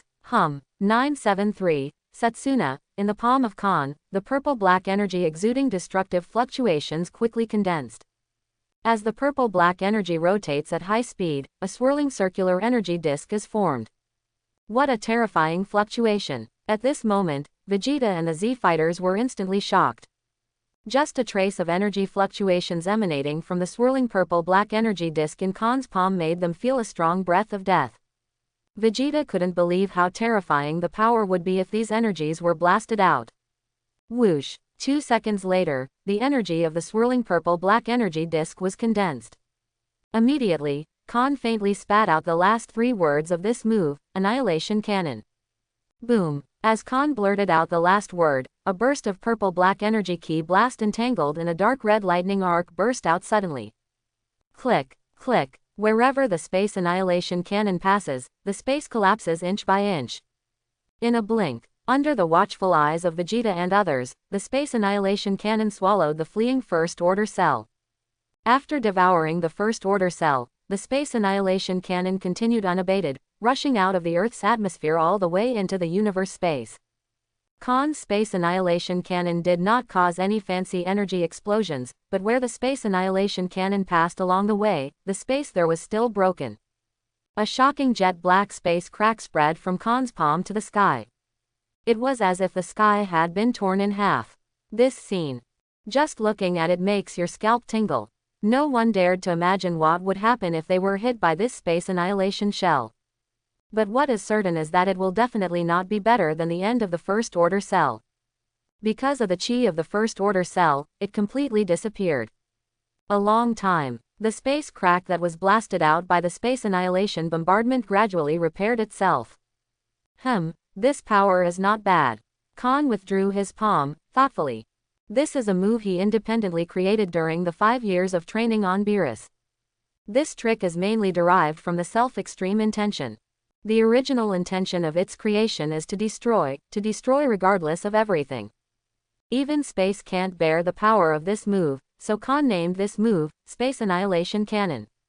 For the Space Annihilation Cannon just now, Khan only used less than 1/1000th of the power. If the energy is fully activated, the entire 7th universe will be destroyed in an instant. Still, okay. Listening to Khan's speech in Versailles, Vegeta and the others were suddenly full of black lines. You call this power okay? Does that mean you have to destroy the entire galaxy or universe at once to be satisfied? After seeing Khan's space annihilation cannon, Vegeta clearly recognized the strength gap between him and Khan. He may never catch up with Khan in his life. No way. Since he can't surpass Khan, then he is better than Khan's younger brother Kakarot. Even if he is the second child on Earth, Vegeta is satisfied. Who made this guy Khan a pervert? If even Khan's younger brother is better than him, then Vegeta really can't accept it. After solving Cell, Khan took another look at No. 18. He didn't say anything, just turned around and left with Son Gohan and others. After Khan, Vegeta and Z fighters leave. Only then did number 18 support his weak body and stood up again. She looked at the direction where Khan disappeared, and gritted her teeth. Who asked you to save me, you self-righteous? You can scold me, but when she lowered her head, there was a flash of tenderness in No 18's eyes. The scene where Khan rescued her from Cell just now at the critical moment, like a divine soldier descending from heaven, once again came to No 18's mind. She can never forget that scene. The person who beat and killed her 1 second, saved her from fire and water the next second. Whatever the reason for saving her from Cell, there's no doubt that Khan left a deep impression on her. Only then did number 18 come to his senses, forcefully supported his seriously injured body, and went to help number 17 who was unconscious. Number 16, let's go. What is urgent now is to send number 17 to treatment first. Otherwise, number 18 can't guarantee whether No 17's life will be in danger. After all, number 17 is her only relative in this world. If number 17 died, then she probably didn't want to live anymore. The words are divided into two ends. Piccolo, Keelan, Yamcha, Tien Shinhan and Dumpling all went back to recuperate. Khan escorted Son Gohan and Son Goku back to Baozi Mountain. After returning to Baozi Mountain and giving Son Goku heart medicine, Son Goku's painful expression improved slightly. Seeing Son Goku's complexion improved, Khan was also relieved, and then said, Chi-Chi, take care of Goku, I will find a way to cure his heart disease later. After explaining to Chi-Chi, Khan immediately left Baozi Mountain. He hasn't been home for 5 years, and hasn't seen his first wife for 5 years. So, after setting up Son Goku, Khan rushed to the western capital without stopping. For 5 years, Khan has been thinking about his wife every day. Having not been by her side for 5 years, Khan also deeply felt that his husband had seriously failed in his duty, so this time when he went back, he decided to suspend his practice for a period of time and spend time with Vados. At least, first create the crystallization of love between him and Vados. Then I will think about cultivation. Cultivation is important, but family is more important in Khan's heart. In the mushroom house on the outskirts of Exodus. Vados was sitting on the sofa in the living room, holding her restless little hands together nervously, looking at the gold ring on her left ring finger from time to time. This is when she married Khan, the token of love between her and Khan, and also the wedding ring. Seeing the gold ring, Vados seemed to see Khan's face. Honey, it's been 5 years. I miss you so much. I don't know if you have changed. Thinking of Khan, Vados couldn't help but feel a happy arc. Only, thinking of Khan coming back soon, Vados couldn't help but start to feel nervous again. A newlywed couple haven't seen each other for 5 years. When we meet again, we will definitely feel a little nervous, even Vados, who is an angel, is no exception.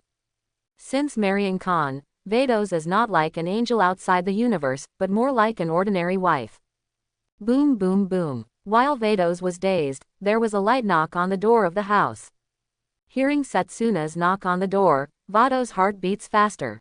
I was already a little nervous, but I became even more nervous. Because she knows, Khan is back. Her husband, whom she hasn't seen in 5 years, is back. After sorting out his mood a bit, Vados quickly got up and went to open the door. Crunch. Just when Vados was about to open the door had been pushed open from the outside. Setsuna with the gate pushed open, the last distance between Vados and Khan also disappeared. The handsome face that Vados had been thinking about for 5 years came into view, and the longing for the past 5 years rushed like a tide, and Vados' beautiful eyes instantly became moist. She stared closely at Khan's face.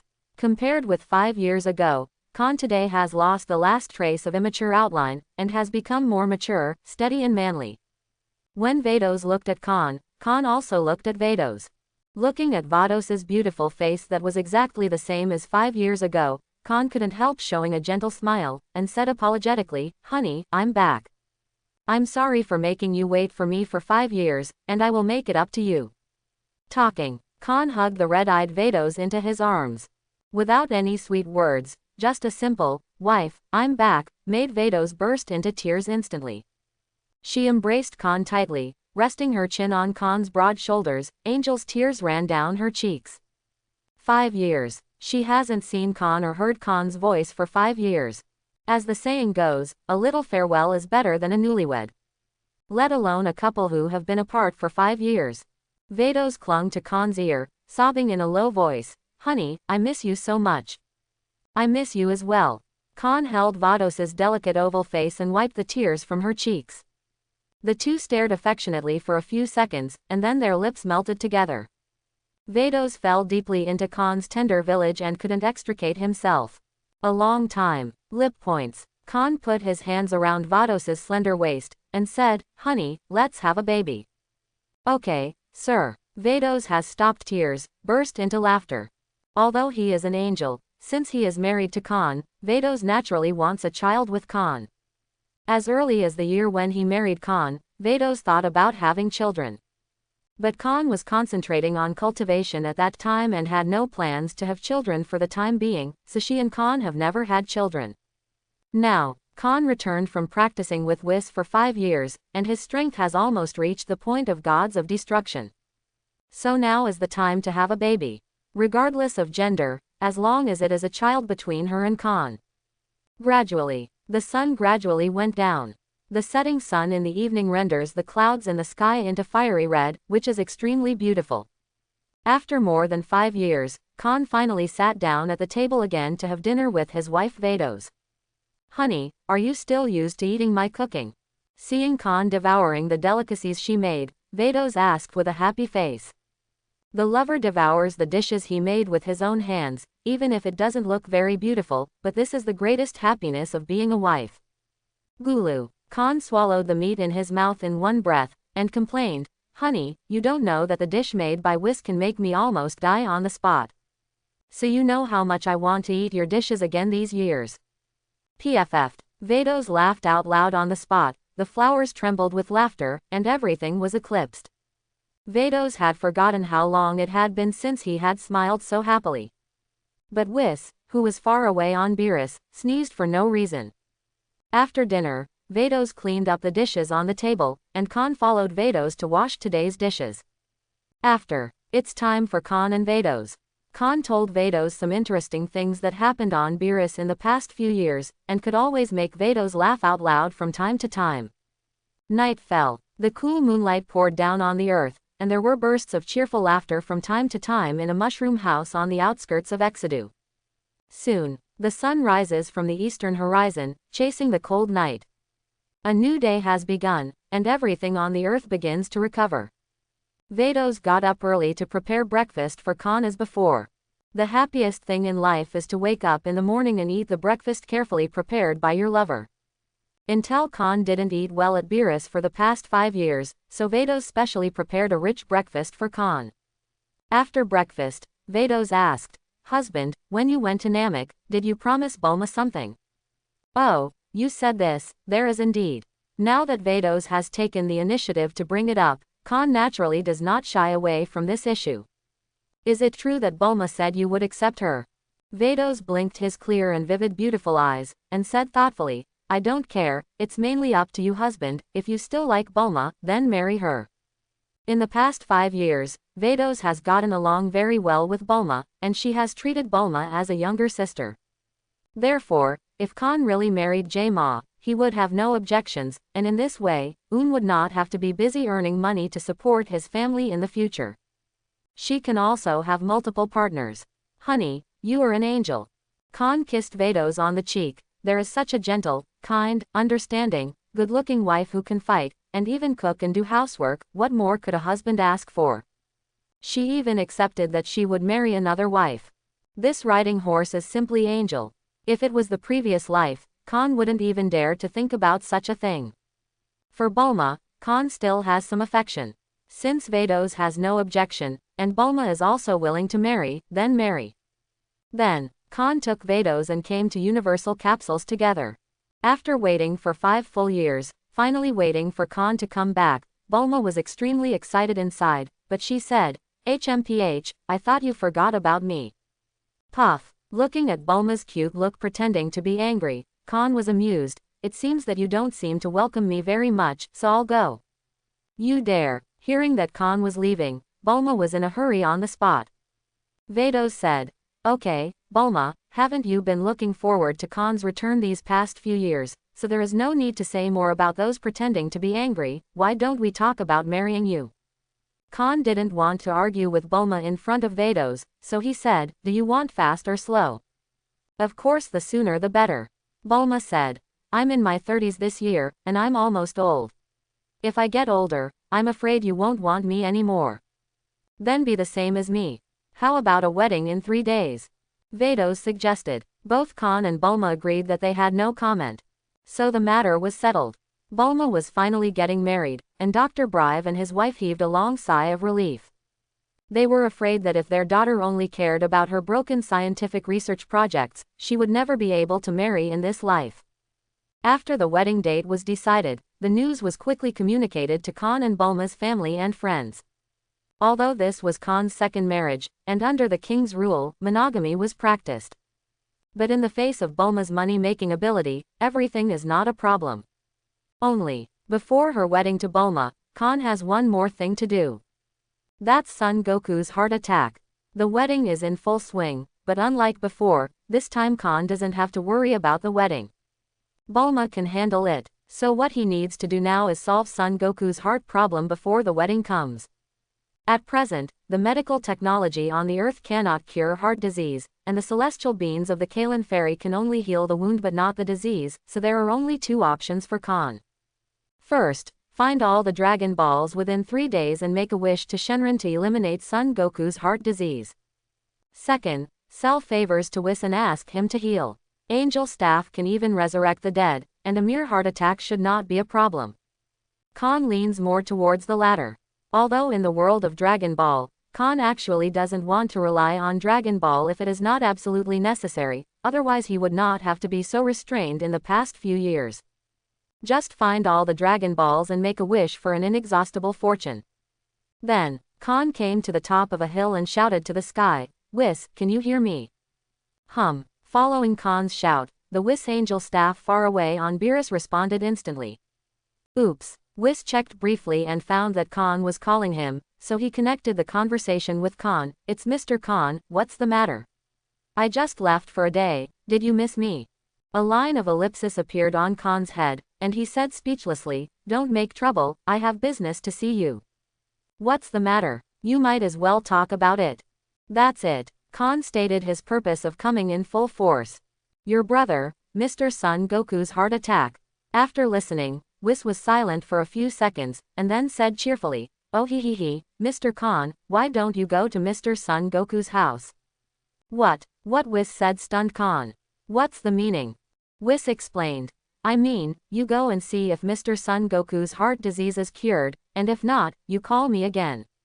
Okay, Mr. Khan, I have something to do here, I wish you a happy life.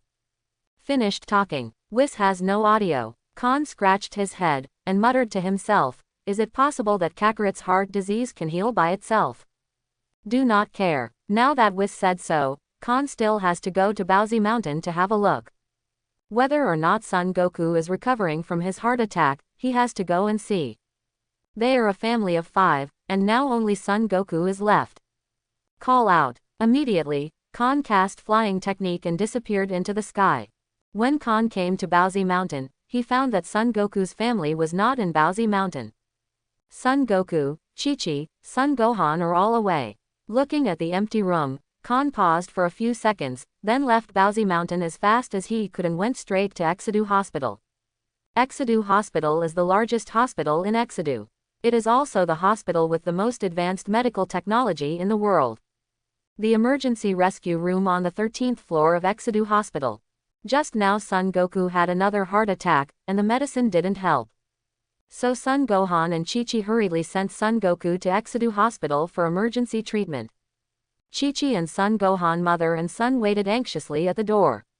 Chi-Chi's face was haggard and full of anxiety. It could be seen that she had aged a few years almost instantly. If Son Goku died of a heart attack, Chi-Chi really didn't know what to do. Call out. At this moment, a figure came in from the window. It was Khan. Uncle Khan. Son Gohan, who was also anxious at first, immediately showed ecstasy when he saw Khan coming. I don't know why, but seeing Khan Son Gohan always gives me a sense of peace of mind, because deep down in Son Gohan's heart, I think Khan is omnipotent.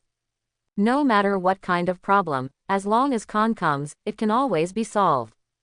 Khan rubbed Son Gohan's head, motioned him to be calm, and then said to Chi-Chi, "Sister and sister, how is Goku?" "Goku's having a heart attack again, and the medicine doesn't help," Chi-Chi said with a broken heart. "Don't worry, nothing will happen." Khan comforted Chi-Chi, when the door of the emergency room suddenly opened. A doctor in a white coat and a mask came out first. The three of Khan immediately greeted them. "Doctor, how is Goku's heart disease? Can it be cured?" Chi-Chi asked anxiously. The doctor shook his head and sighed. "What?" Seeing the doctor's reaction, Chi-Chi's heart instantly went cold. Could it be that? Just when Chi-Chi was panicking, the doctor stood up again and said to the inside, "Mr. Son Goku, come out." The doctor just finished speaking. Son Goku, alive and kicking, with a sunny face, appeared in the sight of Khan and the three of them. Then the doctor explained, "Madam, Mr. Son Goku has recovered from his heart disease." Even Khan was taken aback by this time. He asked again and again, "Doctor, what's going on?" The doctor said, "It doesn't matter what happened. The important thing is that Mr. Son Goku's heart disease has fully recovered. This is the first case in the world. You can go back." "Really?" Chi-Chi was dubious. "Goku, how are you feeling?" I feel relaxed." Son Goku jumped twice on the spot, and said with a smile, "I have never felt so comfortable, my body is very good." This. Chi-Chi was dumbfounded. Is this the only cure for a terminal illness that is frightening to the world? Chi-Chi feels a little unreal. But looking at Son Goku's lively appearance now, he really seems to have recovered. Since suffering from a heart attack, Chi-Chi has never seen Son Goku in such a good state of mind. What exactly is going on? Khan was thinking about this too. Could it be that the medical technology on the Earth has improved a lot in an instant? But that's not right either. Even if the medical technology on the Earth has improved and can cure the dreaded terminal illness of heart disease, it is impossible to cure it in an instant, right? Suddenly, Khan was shocked. He remembered what Whis said just now. Whis seems to have known in advance. From his tone just now, Whis seems to have concluded that Son Goku's heart disease has been cured. Immediately afterwards, Khan looked out the window, in the direction of his home. "Is that you, wife?" "No, Angel Vados." Under the tree to the right of the hospital building. Number 17 and number 18, who were more or less wrapped in some straps, were sitting in wheelchairs and talking. On the side, number 16 squatted on the ground, and a small bird flew over and landed on his palm. Looking at this petite and cute bird, number 16 showed a rare and gentle smile. 18th, that Khan really saved you yesterday. After listening to number 18 talking about what happened yesterday, number 17 was quite surprised. 17 was surprised that Khan would save 18 from Cell, and even more surprised that Khan didn't want to kill them. Obviously they wanted to kill Khan's younger brother Son Goku, but Khan didn't intend to kill them. Why? Yes, number 18 blinked her beautiful eyes, and Khan's face came to mind again. I really don't understand what is going on in this person's mind, and he doesn't play cards according to common sense. It's a bit strange indeed.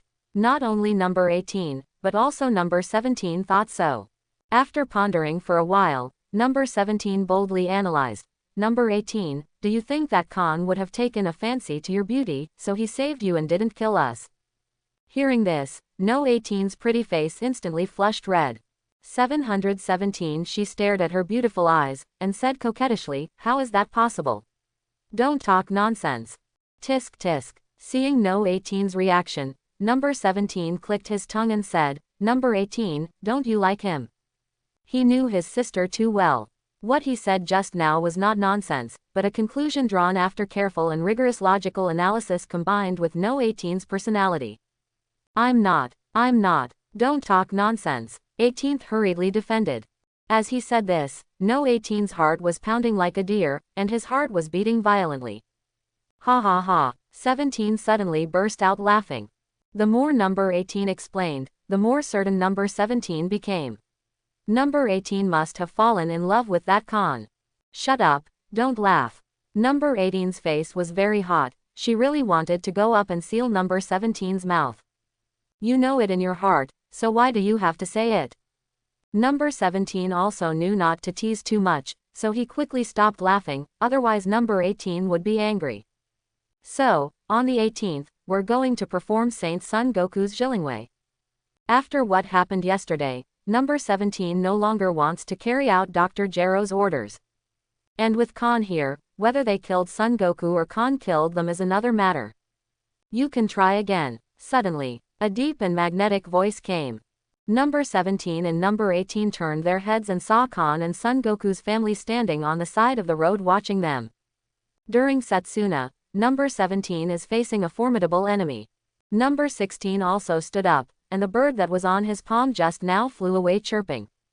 The reaction of number 18 was completely different. When she saw Kon again, she didn't feel oppressed like yesterday, but her heart beat faster. For some reason, number 18 felt nervous when she saw Kon again. It's not that I'm nervous because I'm afraid of Kon's strength, it's the kind of nervousness that makes my heart beat. She also did not expect to meet Kon in Exedu Hospital. Hey, it's you guys. I couldn't compete with you yesterday. Let's compete again when you recover from your injuries. Son Goku also waved his hand to the three of number 17 to say hello. Number 17 was startled, and then said enthusiastically, I am looking forward to fighting with you, Son Goku. Although Kon gave him the same sense of oppression as yesterday, there was no hostility. In other words, Kon seems to have concluded that they have no intention of killing Son Goku. Then, No 17's eyes shifted to Kon, and he said with a smile, My future brother-in-law, thank you for not killing me yesterday. As soon as these words came out, number 18 on the side was so ashamed that he wanted to find a hole in the ground and get in. What are you talking nonsense about? CJFJ. Number 17, what nonsense are you talking about? Number 18 scolded with a blushing face. If she had a knife in her hand right now, she would wish to kill number 17 with one knife. Quote question mark question mark question mark quote. This is something Kon can't handle, why is he called brother-in-law all of a sudden? Don't bark, I'm already a married man. Kon dismissed 17's call. You do not say. Chi-Chi was also dissatisfied. You child, how can you bark at others, Kon has been married for several years. Heard the words. Number 18, who was shy just now, froze on the spot, a look of disappointment appeared on her pretty face. There is something else, let's go first. After Kon and others left, number 18 sat back on the wheelchair with a dejected expression on his face.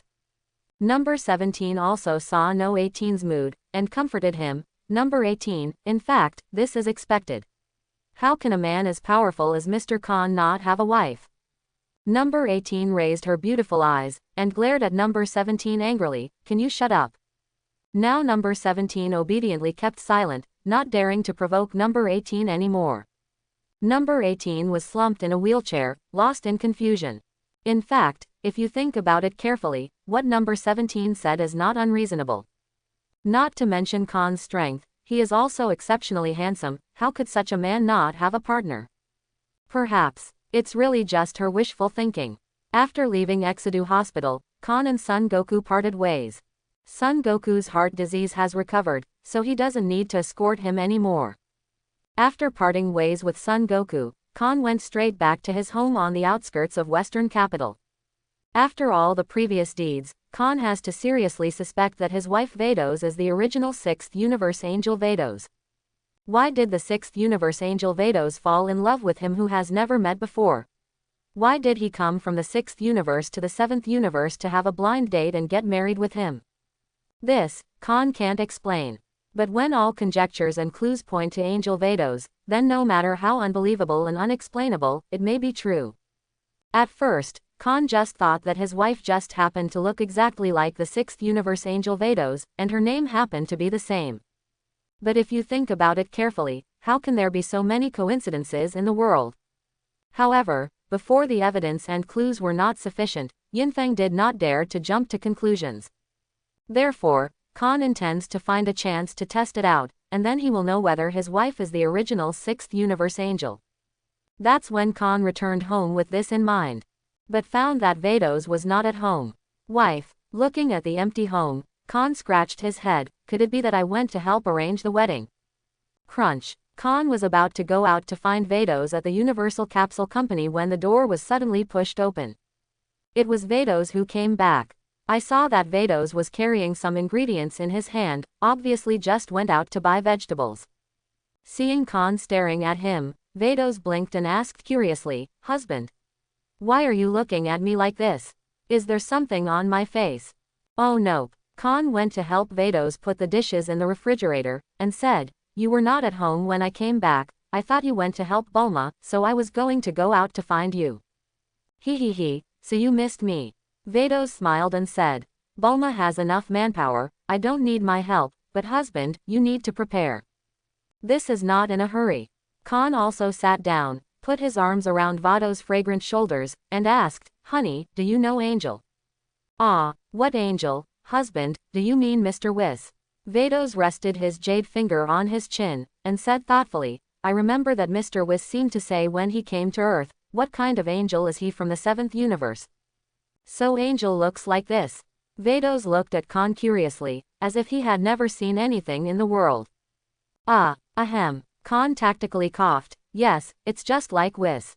It seems that there is nothing to be asked by asking this way. If she really wants to hide it on purpose, it will be even more impossible to get the answer I want by asking this way."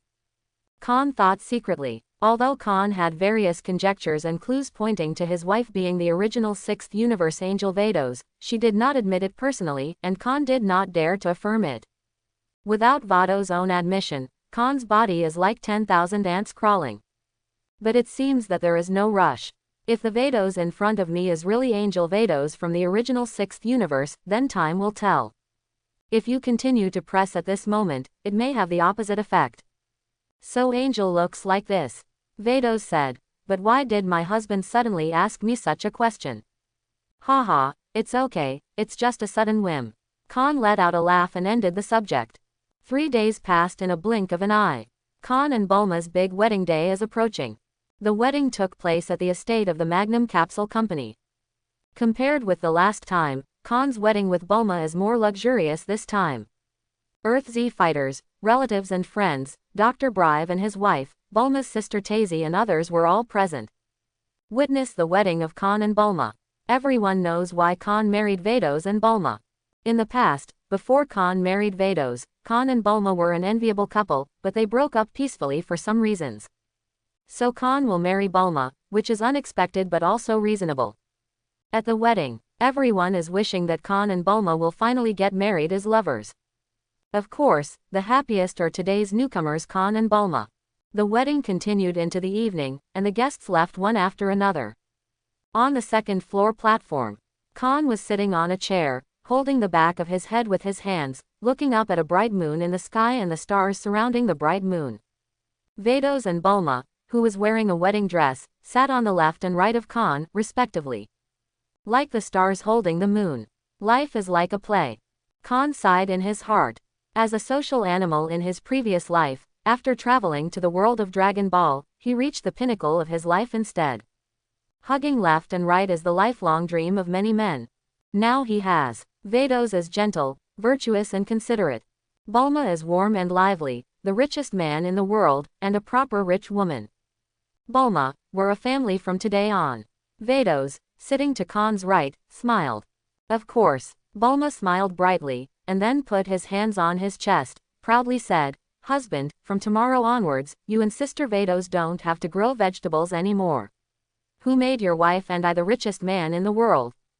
Seeing Bulma's smug face, Khan teased, "Then why do you think I married you?" "What did you say?" Hearing this, Bulma frowned brightly, pouted and said, "So you're only interested in my money." Ha ha. Looking at Bulma's cute pouting face, Khan was amused. "Are you kidding me? Am I this kind of person?" Bulma crossed his hands. "I don't care, I'm angry." Baji. As soon as Bulma finished speaking, he felt a burst of warmth on his cheeks. She glanced at her eyes, and then she pretended to be arrogant and said, "Okay, I forgive you." Of course she also knew that Khan was just joking with her just now, and it was not the first day she knew Khan, and it could even be said that she knew himself better than Khan. Therefore, it is not necessary for Khan to explain who Khan is. Bulma couldn't be more clear. After checking that the time was almost up, Khan got up immediately. "Wife, go back and rest." The next day, starting today, Khan's life is officially on track. After marrying Bulma, he and Vados moved out of the mushroom house on the outskirts of Exodus and came to live in Universal Capsule Company for a long time. Dr. Brive has no son, and his eldest daughter, Tazy, is a cartoonist. Now she is working outside to experience life. Bulma inherited Dr. Brive's mantle and became the world's top scientist. So, even after Dr. Brive's death in the future, most of the property of the Magnum Capsule Company will belong to Bulma. And after marrying Khan, Bulma even belongs to Khan, so why would he care about property? So, the Universal Capsule Company became Khan's new home. After marrying Bulma, Khan also suspended his practice and concentrated on spending time with his two wives, living a happy life without shame or impatience. During the next month, it is definitely the happiest life Khan has ever lived in his past and present lives. A month later, this day, Khan sat in the back garden drinking tea and playing chess with his two wives as usual. "Mr. Khan, can you hear me?" At this moment, Whis' voice suddenly came from above his head. "It's Whis." Khan looked up to the sky. "I can hear you, what's wrong?" "Whis, is that the guy from back then?" Bulma asked. The name Whis is a bit old, but she still has a little impression. Because the person who came to the earth to keep Khan safe was Whis. Vados nodded slightly and said, "I think it should be, but what does he want to find a husband?" At this time, Whis' voice came again. "Mr. Khan, can I come here? I need your help with something. I hope everyone will support it and subscribe more."